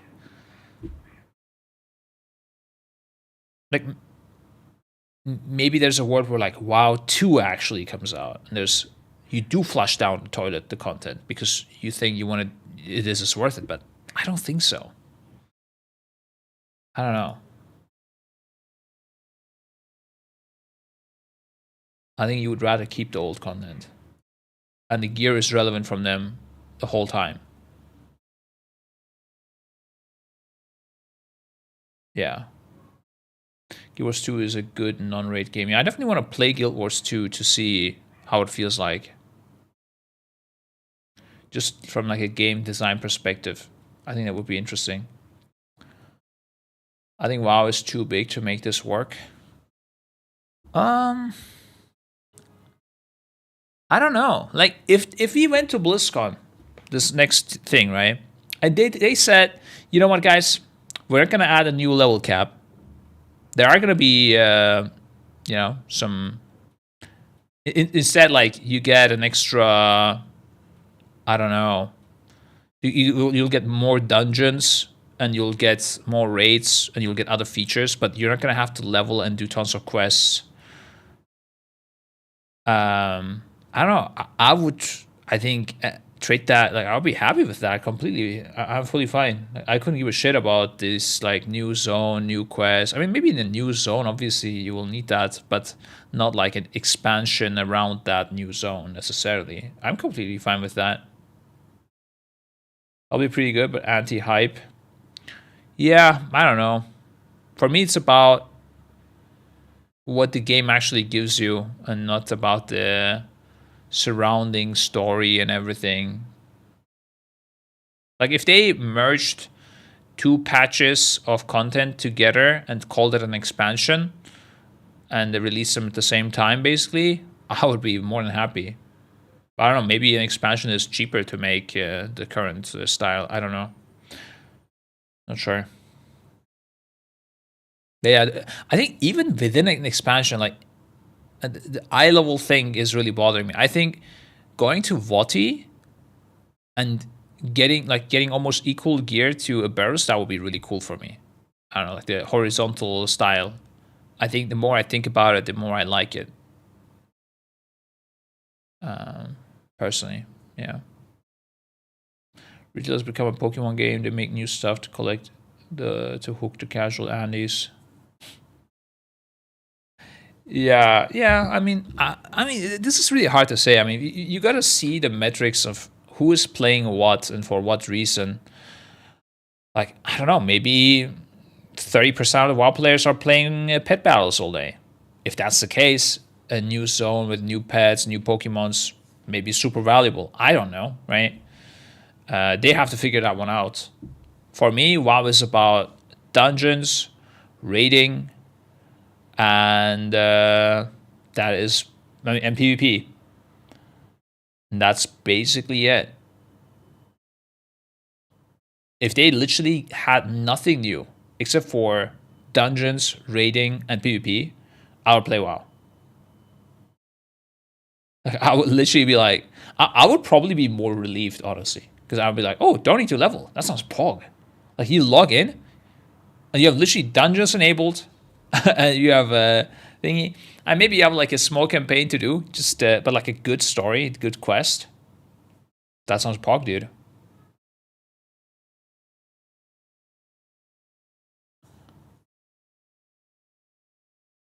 All right, events from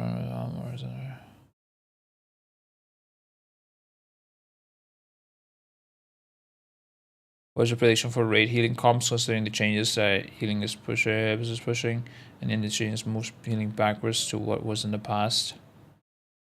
I mean, I can't give you any info on that basically. But the latest changes to Disc Priest, from what I understand, does not change really anything. But I don't know. What I can say is, yeah,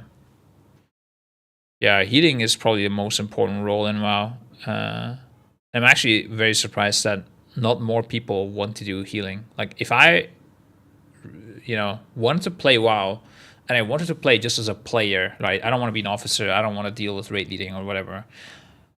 My like go-to spec would be healing. It looks so good to me. I think I would have a shit ton of fun playing healing.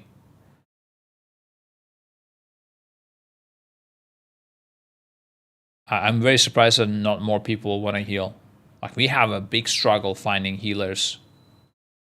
I mean, there are good healers, of course, but still, like, DPS generally doesn't want to reroll to healing, for example.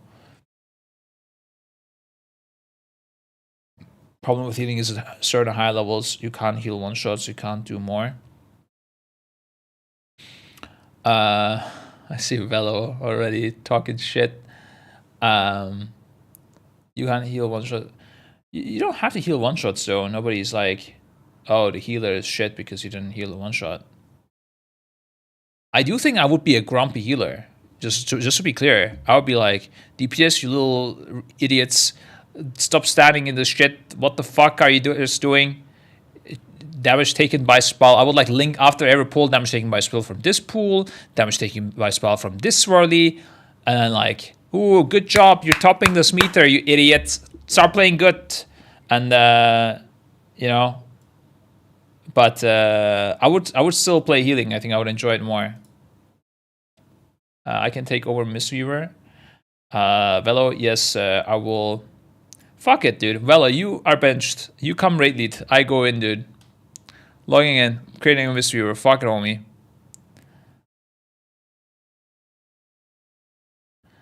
I want to heal, then I can't blame the healer and realize my terrible mistakes. That's true. You'd be Gordon Ramsay healer. Yeah, I actually, dude, sometimes I am. That's actually, Velo, you remember the talk we had yesterday or 2 days ago? Yesterday. Dude, the days are mixed a bit. I think that's something you guys should do more as well. On Sarkareth, if my DPS players were playing like they did, as a healer, I would be fucking furious, bro. You would hear me after the pull.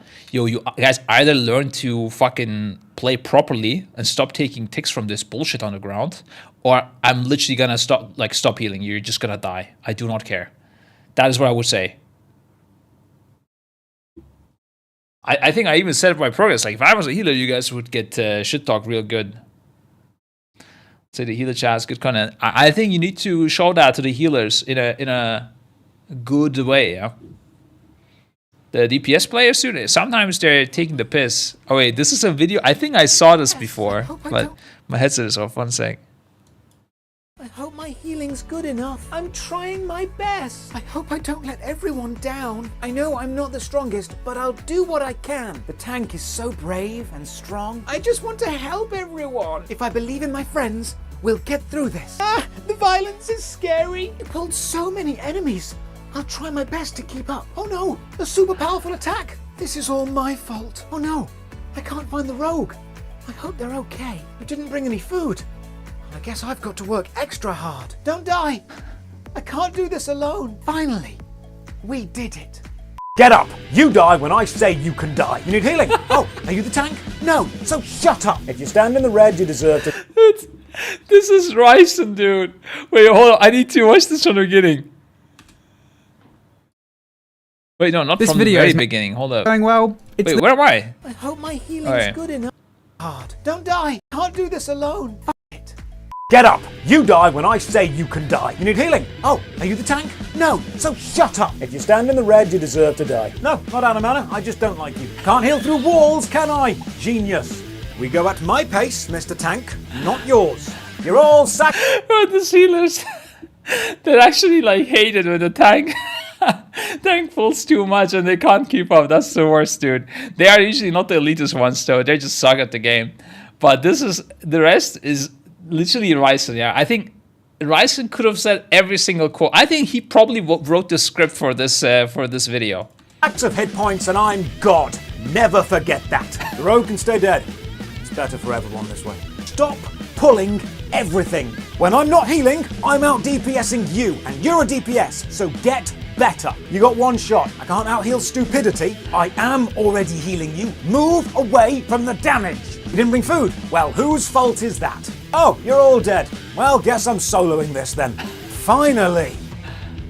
I did it.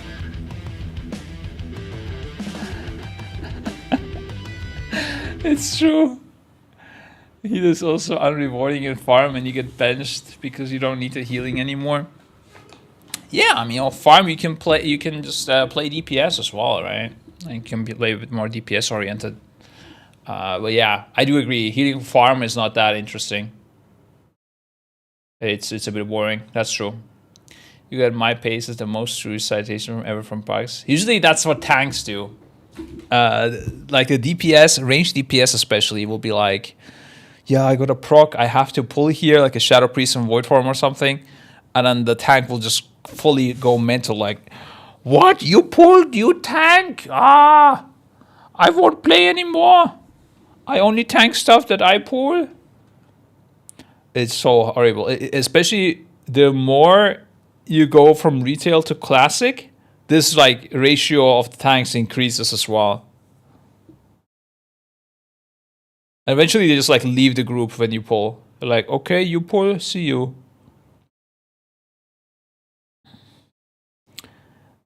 Main gear from New Ray. What is this? Main gear from New Ray just slightly better than the one from older. Mostly get it for the new set bonus. Bring back 8 set bonus. So you can farm all the raids or different set combinations. Remove one raid of difference at least. And make all difficulties share. Lookout to remove splits. Everyone hates farming. That sounds fucking amazing, Hadouken. I wish you were the game designer of World of Warcraft. I wish Ian would just, like, I don't know, retire. Okay, I don't want anything bad to happen to him. Retire. And would appoint you as the new lead game designer. Hadouken just, like, imagine the game that Hadouken just said is reality, bro. Imagine this. That's what he typed. What a fucking legend. Like, this is the type of gamer I want to see, too. Like, it's just the right direction. Like, you would obviously need to sort out some specifics, but, man. I wish. Sounds dog shit. You would sound like dog shit, Maple Lost. Your name is literally Maple.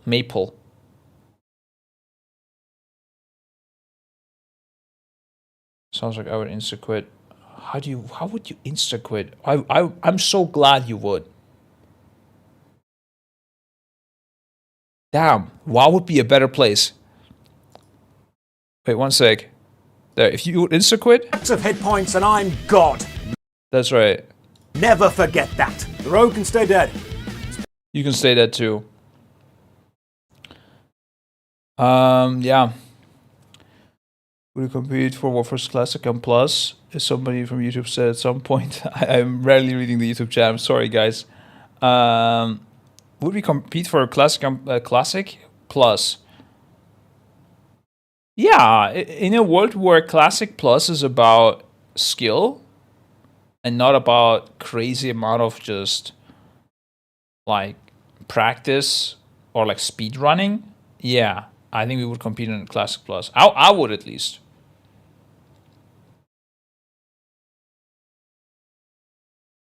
I don't know if it would be the same team, but yeah. Classic and skill cannot be in the same sentence. I think they could do classic raids that are actually hard skill-wise. I think when you don't know what the raid does, skill becomes a like factor very quickly. A lot of it is just, you know, a lot of the skill requirements are just diluted because they test the thing for so long, and if they don't test, there's still private servers that have, you know, people have practiced this and know exactly everything for since years now. But if they make it a bit harder and make the mechanics unknown, there you go. It have to be all mechanical though, because most classes are pressing 2 buttons. Yeah, I think that's fine. It could be like more puzzle based as well. Like not necessarily hard to perform mechanics, but you go in there and you have no idea what's going on. Like what is killing you actually, and you try to figure it out. I think that would be fun.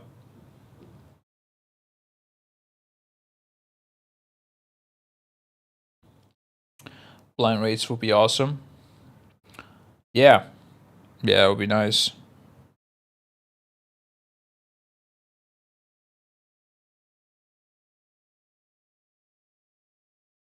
Sir, as a raid leader, I need to ask, what are you saying, fellow? You to speak positively about your fellow viewers. Nah, or else I'll have to start playing this viewer again. No, those people that disagree with me are not my viewers. They are evil US spies, dude.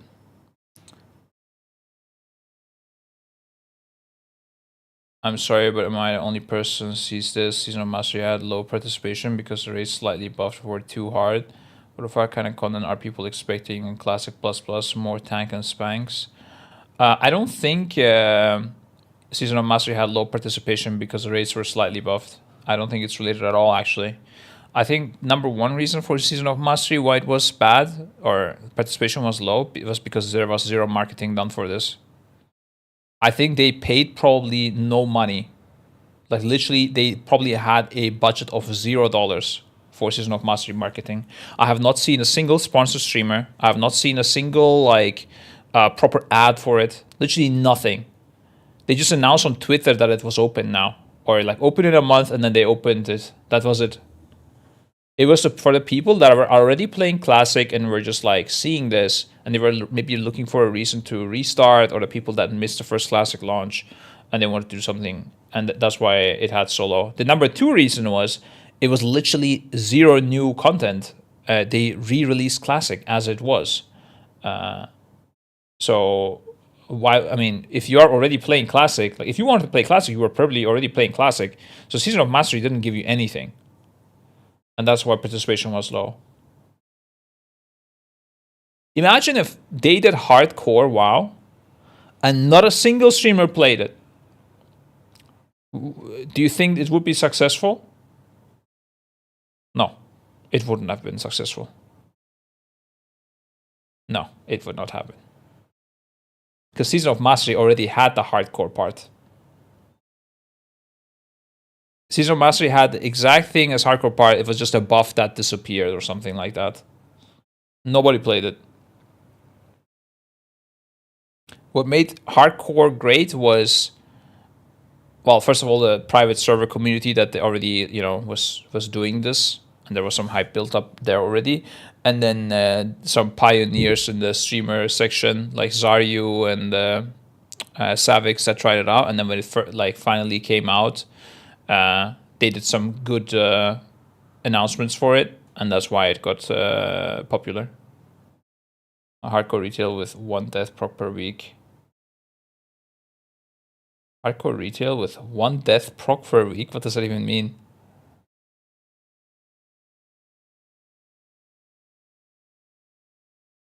And also, the other thing was Hardcore came out a long time after Classic. So if Hardcore came out that soon after Classic, I don't even know if it would have been that successful, because people were already kind of like done with Classic. They had played a lot.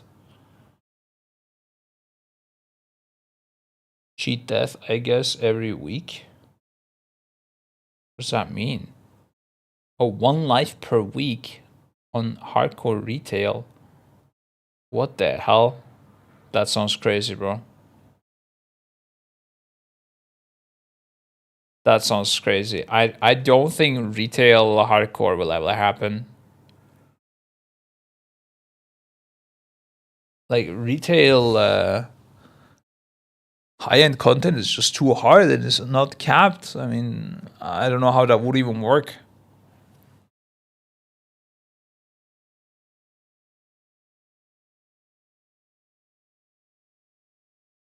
Came out at the perfect time. That's true as well. Yeah, hardcore did come out at the perfect time. But like, people were excited for hardcore for a long time, even before hardcore came out. The Season of Mastery, nobody even like looked at this stuff. No one cared.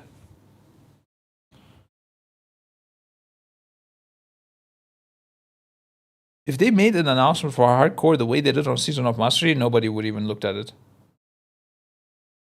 It was just good timing. People were already playing it on private servers. Some people were already streaming it. I mean, Zari was streaming it with like 10K viewers for a whole month already. Like, people were already very interested in the hardcore scene.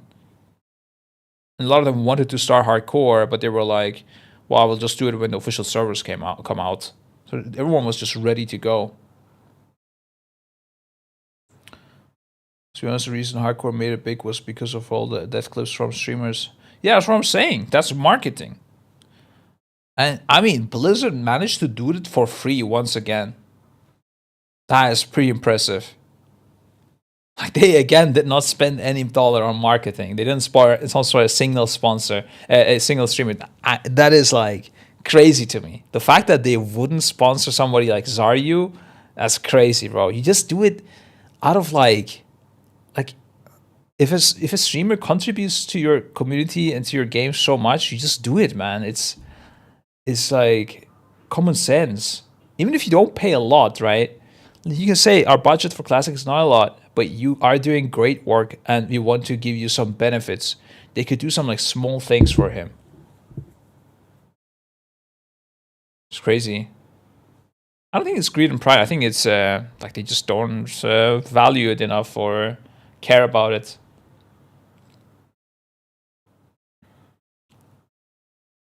Anyone know where I can watch the most recent Mythic full clear? You can just check like Gingy's stream they were rating yesterday, or Maris' stream or something.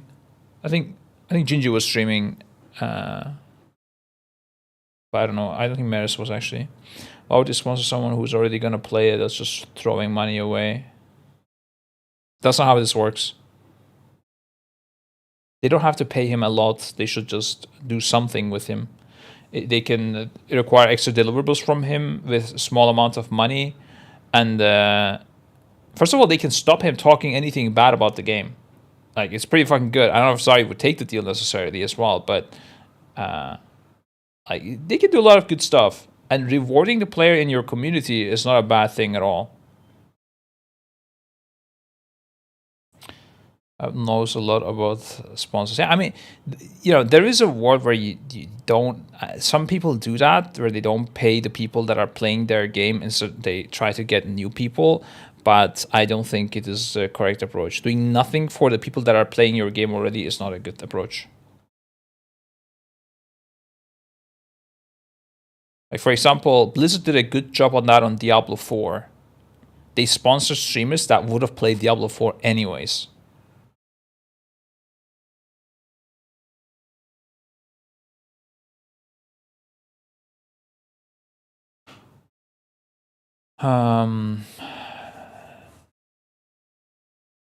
They could literally just take 30 minutes to an interview about why he likes the game so much, post it on their YouTube, and he'll gain a lot from that alone. Yeah. You want the players who play your game to be talking good about your game. You don't want them annoyed the whole time. I mean, they can also do it by simply making a really good game. That's another solution. But like, for example, in the case of Season of Mastery, that was just not the case, I think, right? There was nothing really impactful. But anyways, yeah. Friends, do we have anything else? Oh yeah, the Fyrakk changes we didn't talk about. Let's quickly go over them as well. I think some of these were in there when I've looked at it, but I don't think I understood it. So I want to quickly showcase them, because there's one exciting, interesting change that is similar to a boss that you guys all love. I don't know if there's even more changes now with the new build, but yeah, oh yeah. Okay, so one actually not so exciting thing in a way. You remember I was saying that there is mythic abilities in phase 1 and 2, and the fact that normal and heroic in the last phase is basically the same, and mythic as well, tells me that there will be a mythic secret phase for sure, and that stage 3 like almost doesn't exist the way it is on mythic, and or it will be like highly reworked. Well, they added a mythic spell to stage 3, so I don't know what this means. I still think there's probably going to be a mythic phase, a secret mythic part. If there is not, I will be disappointed personally. But there's a mythic ability now, so that confirms that this phase does exist in the next in the mythic difficulty. Max is excited for Fyrakk. Sounds like a piece of a boss. I mean, it does look good. This last phase does seem interesting. It really depends on how it will, how it is realized in the game. I don't think like there's any game-breaking spell that's like crazy good, but I don't think it has to be like that as well. Yeah, we'll have to see. The animations and stuff certainly look very cool.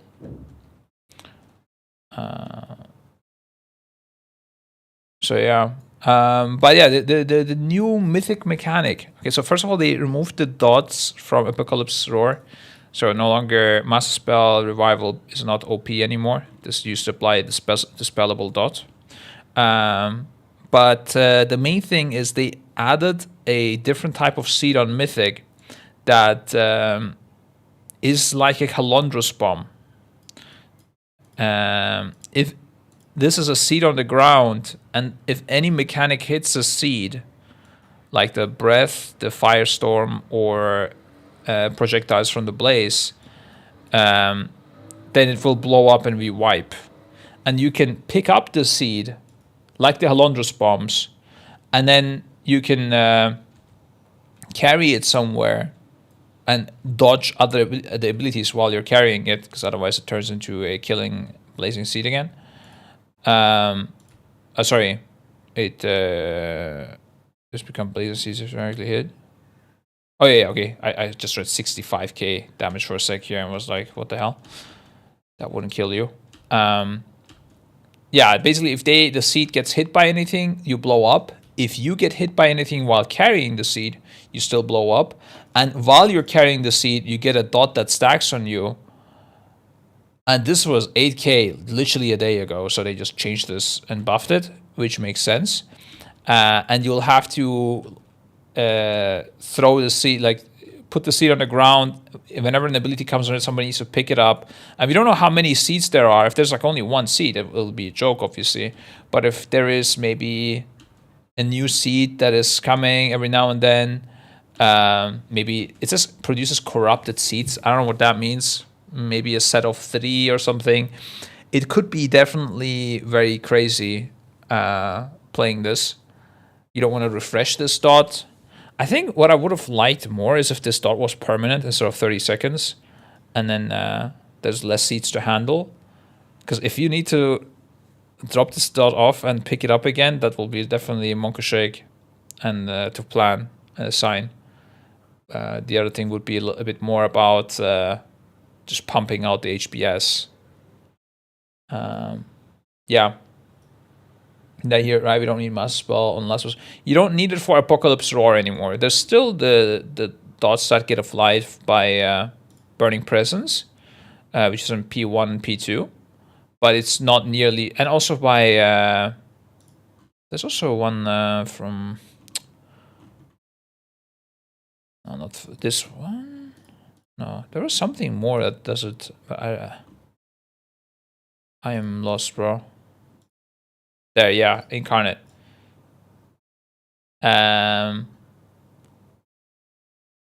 It also doesn't show this as dispellable, but I think that's a bug. It is the same spell, so it should be dispellable. But maybe this applies in all places. Maybe you need to master spell once here, or you want to like revival or something. I don't know, right? But at least in the last phase, you won't need repeated master spells anymore. Yeah.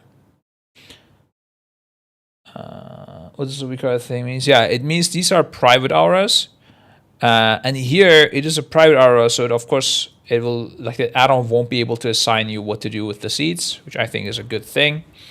The corruption is currently not a private aura, which is surprising to me. I think they should turn this into a private aura as well.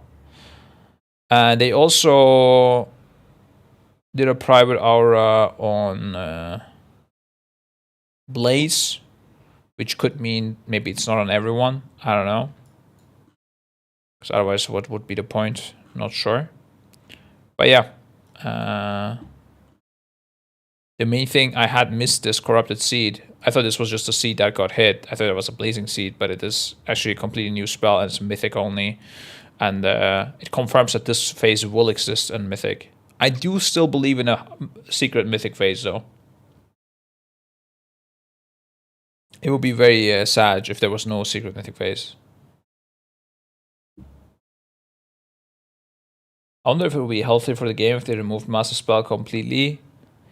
Yeah, the thing with these kind of spells is the more you remove unique spells, the easier it gets to balance, and the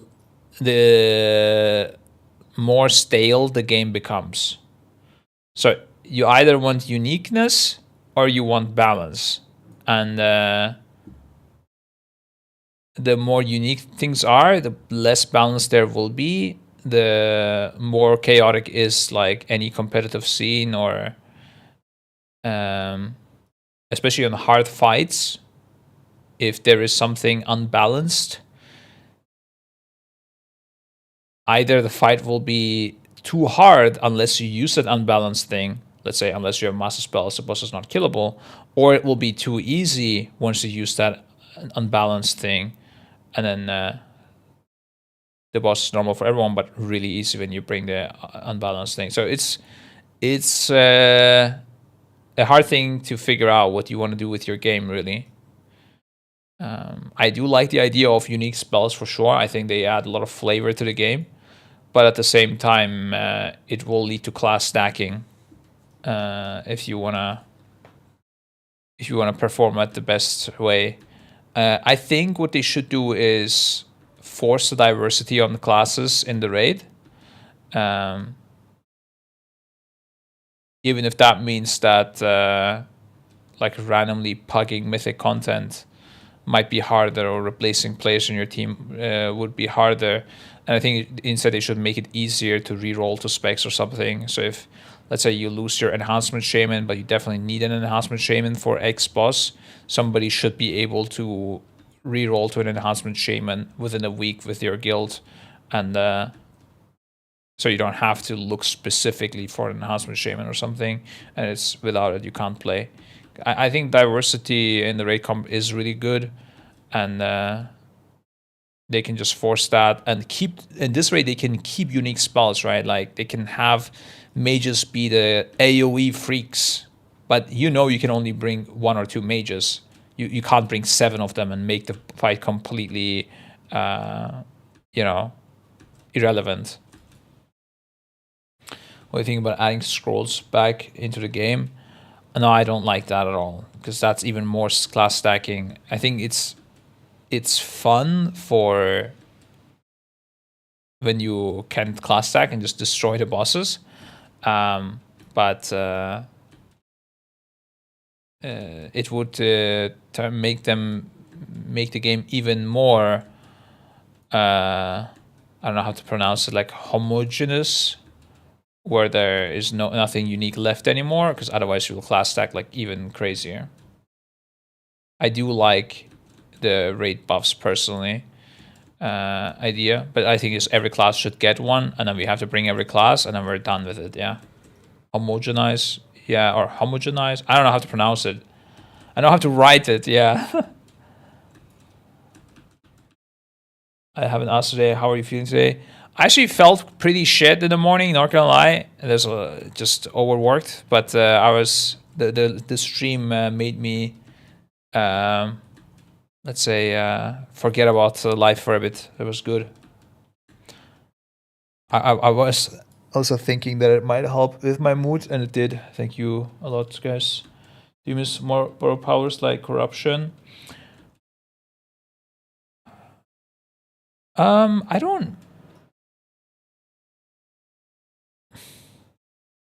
I don't mind borrowed powers. I do not miss corruption. I like I mean, tier sets are also borrowed powers, and I like them. I don't mind them. But there can't be too much of it. Like a tier set is good. You know, we have a weapon that has, you know, here, Dreambinder. Is it a borrowed power? It is, but it's fine. I'm okay with this. Gear in general obviously is borrowed power, but it keeps upgrading, so it's kind of irrelevant. But, you know, stuff like this, I think we're at a good spot with borrowed power, personally. Trinkets are borrowed power, but I think it's good. I think there could even be less trinkets and make them more impactful. Like, I would rather have some, you know, instead of having 5 trinkets that are all unique, but 3 of them suck, I would rather have 2 really good trinkets, and the other 3 is just like basic stat stick, basically, like whatever the fuck, you know, you don't care about it. And then you have like, you know, this is like the one unique trinket you want for your class. Like, I want to have shit like, I mean, maybe the people that played this tier, they will immediately understand. Here, I want to have shit like this trinket. This was back in the days when snapshotting on dots worked. So this was a trinket that procs, and within that time, it's a very rare proc. And then when it does proc, all your spells will crit for 4 seconds, and you would put up your dots again during these 4 seconds, and they would keep critting every single time. This was insanely fun. With Shadow Priest, it would keep spawning more shadowy operations, which scaled with your tier set. I don't know if you can see them here, the tier sets. Can we see them? Or the tier sets just removed? Ah, okay, we just see the tokens. So basically every shadowy operation that hit the target would extend your dots, and also the damage would be increased or something. So you would have like dots that last like 2 minutes on the boss sometimes if you got enough procs and stuff. It was super fun. It was really, really fun. And just and they have to balance around that, right? I understand it. So without the trinket, maybe you would be a bit like quite weak or whatever. But I think that was really fun still. These crazy things. In a way, like I don't think that tier was, I don't know, too crazy. Like it was, I mean, yeah, Warlocks are OP. I mean, let's see it, I guess. Leishan, World First. Let's see the DPS meter. There. I mean, I guess, what the fuck? 210k versus 142k melees. Yeah, okay. Maybe it's just a memory from the past where we don't abuse, or people don't abuse gearing this much. I guess it would have to have like extra restrictions in the raid, of how hard you can abuse this. You know, like I don't mind like this being only allowed on, I don't know, 3 people in the raid or something, you know, and then you know those guys are gonna pump. And maybe not as much fun for the people that are not one of those 3 guys, but I don't know. I would be down to take a hit and change some things to make things like this reappear. It was quite fun. And I mean, maybe it doesn't have to be like game breaking as well, but trinkets that are actually interesting. But another example of a trinket that I really liked was, and this is a bit less crazy, but it was no, not Legion. This, oh my god. Actually, 2 trinkets. One, the Prophecy of Fear, which scaled really good with arcane missiles. Your direct spells would like blow something up on the boss and would do AoE damage. And as arcane, every missile would count as a direct spell, and so you would do like crazy amount of procs on that. And it was quite fun to play with. Like it would actually change your rotation and everything, right? Like it's not just, hey, pop it when you do high damage. Like I think this is not too interesting at this point as a trinket. And then the other thing was, I think it was from, wait, what is this was? I used it here, but here. No, it's not here apparently. Where's that trinket, dude? Oh, I'm looking at Shadow Priest spells, that's why. Shadow Priest Loot. I think Gorfiend, but no, it's not. Oh, Soul Capacity, there. Yeah, this trinket was also super nice, where when it procs, every damage you did would get accumulated. Oh, that's actually on use. I thought it was a proc, dude. What the fuck? All damage you did would get accumulated into this trinket and then blow up and split between all targets. Kind of similar to the legendary ring in that tier. And what you would do is you would pop this whenever there's AoE, and then you would do crazy amount of AoE, stack it, all of that damage. It is a proc? Wait, am I looking at the wrong trinket? I think it is. Oh yeah, no, this is something else. Or? Wait, it was called Soul Capacitor. I'm lost. What is it? It's a proc. Arcane Mages. Discord. Oh, that's my wife telling me to check Discord.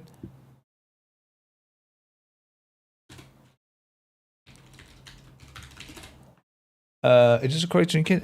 Why does it say 2-minute cooldown? Unleash its solar master, slowing yourself and your enemies before erupting. Oh, did they change it or something?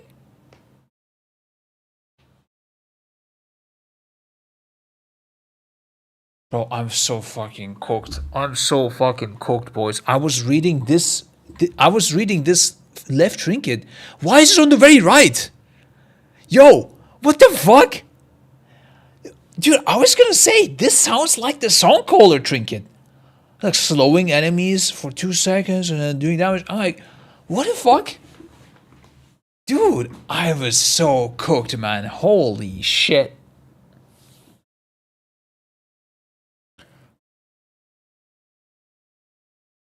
What is wrong with me, man? I'm cooked too. Why is it on the right? Yeah, right? Am I dumb or is the game dumb? I don't know. Let's just blame the game, guys. I'm still an intelligent human being, right? Sure. Okay, your media attacks have a chance to trigger Spirit Shield for 10 seconds. Dude, I was saying, like, did I remember this whole thing wrong? The name of the trinket and everything. Well, while a spirit, your damage is stored up. When this effect ends, you explode back into corporate reality, dealing 100% of the stored damage to all enemies within 10 yards, split evenly. Yeah, so if you, let's say, did a lot of damage and then extra mobs spawned, you could split that damage between all the mobs that spawned. So it was great whenever, let's say, you had an ad that was about to spawn soon and it procced. and like that ad needs to be nuked down, let's say, right? You could build already damage into the trinket and then maybe outrange the boss a little bit as well, just so you hit just that ad, and you would just annihilate it. Boom, like 10 seconds worth of DPS in 1 second, right? Really fucking pog. And then the other thing was also and you could cancel out of this trinket to proc it whenever you want. You would lose some damage efficiency, but maybe you could kill like a big ad or something like that instantly, right? Or you know, ads in general. And then if there was many ads up in the proc, you could also AoE into all of these ads that would get stored in the trinket without doing any damage to the ads. It would just all get stored. And then if those ads, let's say, die within 10 seconds or at some point, you can then activate the trinket, and then it would blow all that AoE damage as single target damage to one enemy. It was so good, man. It was like you got a new spell. I think they should bring this spell in general back in some way. I don't know, maybe it could be a talent or something or whatever, like as a random proc. I love playing around these random procs. I think it is so much fun. Is there a description of the new legendary weapon? No, I don't think so. They didn't say anything about legendary weapons soon. I think they might do on BlizzCon at this point. Like if I was Blizzard, I would talk about it on BlizzCon because it's so close at this stage. I don't think it's going to be available from day one, though. I think it will be something like Frostmourne and ICC that it takes a few weeks and to get it and stuff. Yeah. It is a strength two-hander, though. We know that. Now all trinkets are 2 minutes on use and do some damage or given the same amount of hints.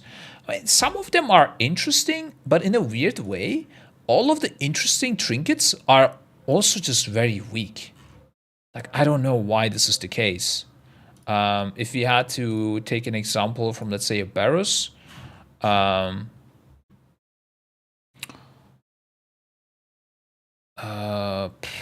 guess there wasn't maybe too many interesting trinkets. Let me think. Yeah, for example, this trinket, right? I think this is interesting, but it's got barely played, which I think is sad. Like, it's a big absorb shield. If broken, the war coalesces into writhing ire, dealing damage over 600 to the last enemy to strike it. Yeah, like I think this could be more powerful and would have been fun to use. I don't know if people ever used it. Well, yeah, I guess maybe I think the anvil was cool, but this was more melee, well, only melee trinket basically.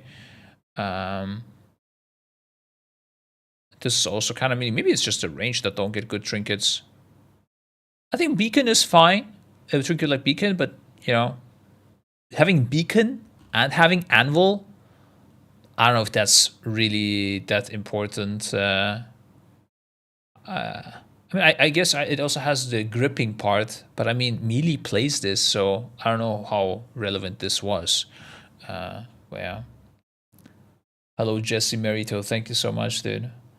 Flowstone was so annoying to use. Yeah, Flowstone, I don't know even what... Like, we never used this, so none of us used this. It was not a good trinket. It was first OP, and then it got nerfed to the ground. But yeah, this trinket was this year wasn't that good with the trinkets, I guess. Let me check what I know. Sepulchre had really interesting trinkets. Oh yeah, for example, this one. But why is it on the very right? I'm so confused. Deals damage nearby enemies for 15 seconds. Webbed enemies are slowed by 15%. Take frost damage when any enemy in the web is struck. It does sound interesting, but it just ends up being really weak, you know? Grief Torch was, I think, good. But again, it's melee. Maybe it's just the melee trinkets, bro. Maybe the melees are just stealing all the good trinkets. Oh, this one was good as well, but it wasn't good enough, sadly. Where you do damage to yourself and then it stacks and more up and the cooldown gets less and less, I think. I believe that's how it was. Yeah, I think melee is just stealing all the interesting trinkets, actually. Yeah. Spyful Storm was really bad too.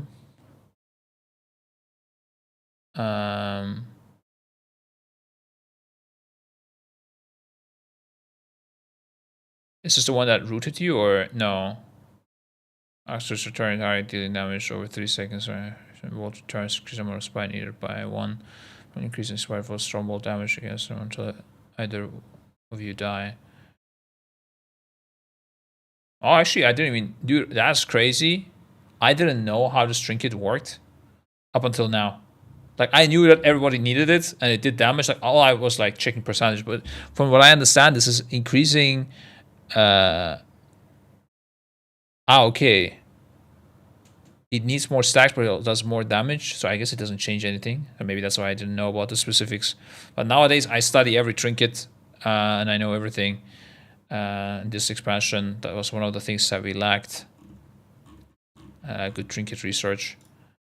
But I remember in Sepulchre, for example, they tried some interesting trinkets, but they were just not good at all. Oh my god. This, please remove this from the journal, man. Holy shit.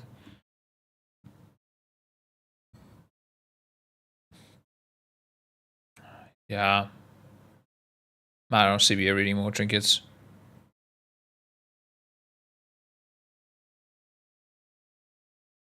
Yeah. Sigil was good. 5-minute cooldown. Like, I like something like that. Something a 5-minute cooldown trinket. I'm cool with that. Resetting your cooldown door shadows. Yeah. This is cool.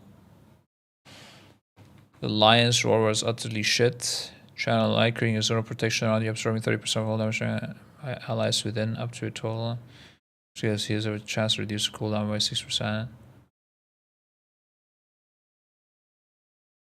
Yeah, I mean, maybe this could be interesting if the damage was, damage protected was more. I don't remember using this trinket at all either, indeed.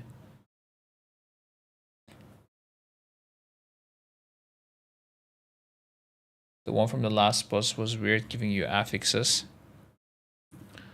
Which one was that? Oh yeah, no, this was way too complicated, this trinket. They shouldn't do that, dude.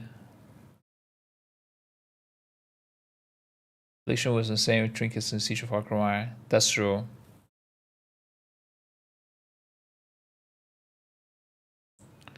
Divine Bell. Yeah, that was fucking dumb, dude, with the Boomkin grind. We get alerts for... We have... Also, imagine this, yeah? You guys were farming Divine Bell probably on one character. We had, like, tons of druids. And whenever the world quest was up, like, people would alert it in our Discord. Like, everybody locked your druids right fucking now. Do this quest. You know, and then there was also the mission table where you could get it from as well. Oh my god. Yeah, Hello Solitary also wrote it. It was not good. I also had a druid. I had like a blue trinket or something from Divine Bell. I was jealous of others having epic. Yeah, guys, I'm gonna end the stream now and head off and do some work. This was supposed to be a baby stream. Let's see how our YouTube stream performed as well. I'm curious about it. Last time, I forgot to play ads on the YouTube stream, and I had it on for the very ending. And I earned 25 cents, guys. Can you believe it? I'm fucking rich, bro. I'm blasting. YouTube stream, totally worth it so far. Let's see how it performs this time. Yeah, I think I played like maybe 1 or 2 ads or something, or it played. I didn't do it. We'll see how it is this time. But better than nothing. Hey, go bribe Max into losing with those 25 cents. Yeah, dude, let's fucking go. That'll be easy win this time. Thank you for the stream, boys. It was good to chill with you and relax a little bit. And it is time to go back into Race of First Prison. I'll try to stream one more time before I head off to BlizzCon. But for the next 4 days, I'm in hardcore Race of First Prison. Wish us luck, and see you later. Bye-bye.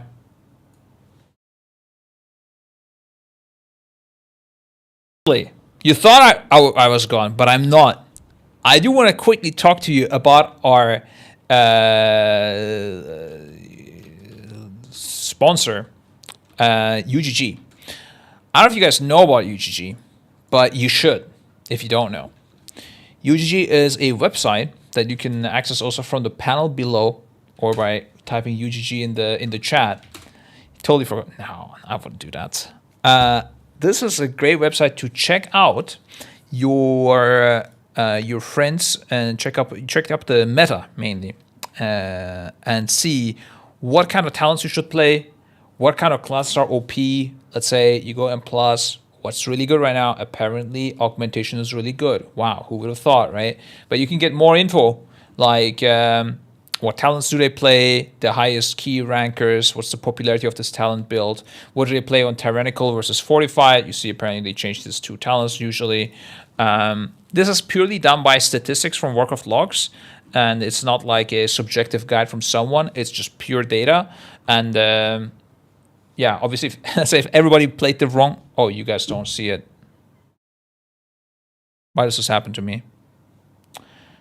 Okay, we try it again. Guys, hey, I wanted to hide it so that you click the panel, okay? But hey, UGG/WoW. You can also check League of Legends stuff.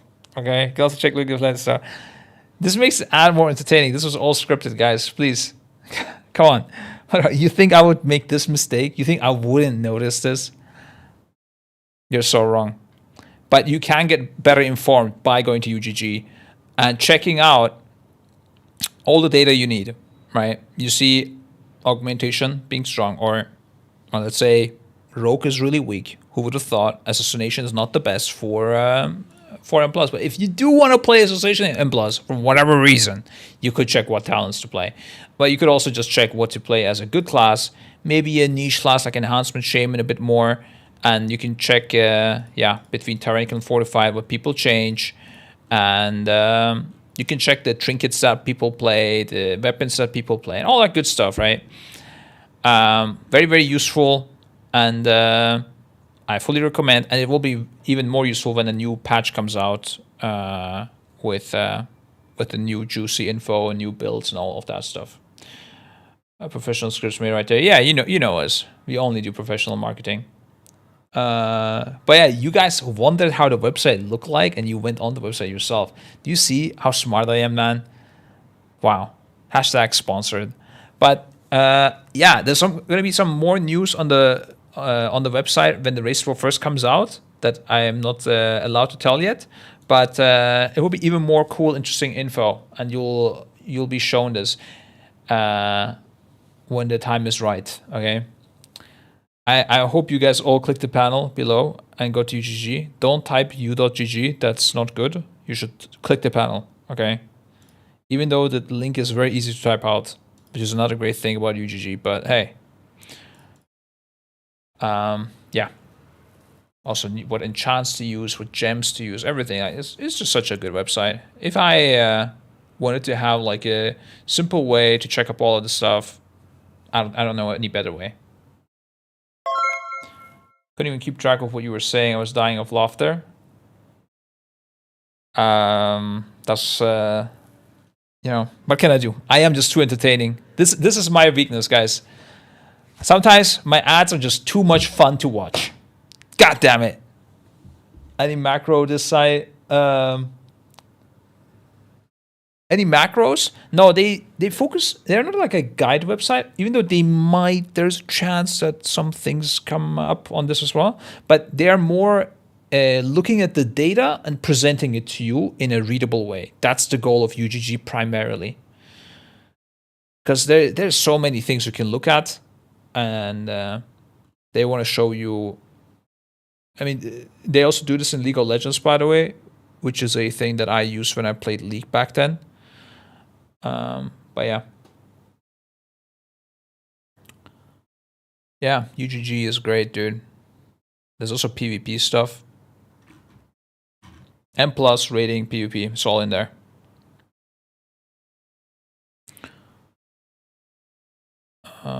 They're rating and M+ here, separate things.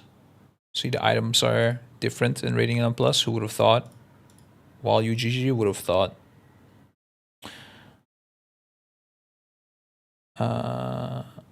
This is exactly like sub creation. No, I don't know what sub creation is, honestly. No idea, sir. But I know what UGG is. All right, thank you for the stream now, though. I'm gonna head off. Bye bye.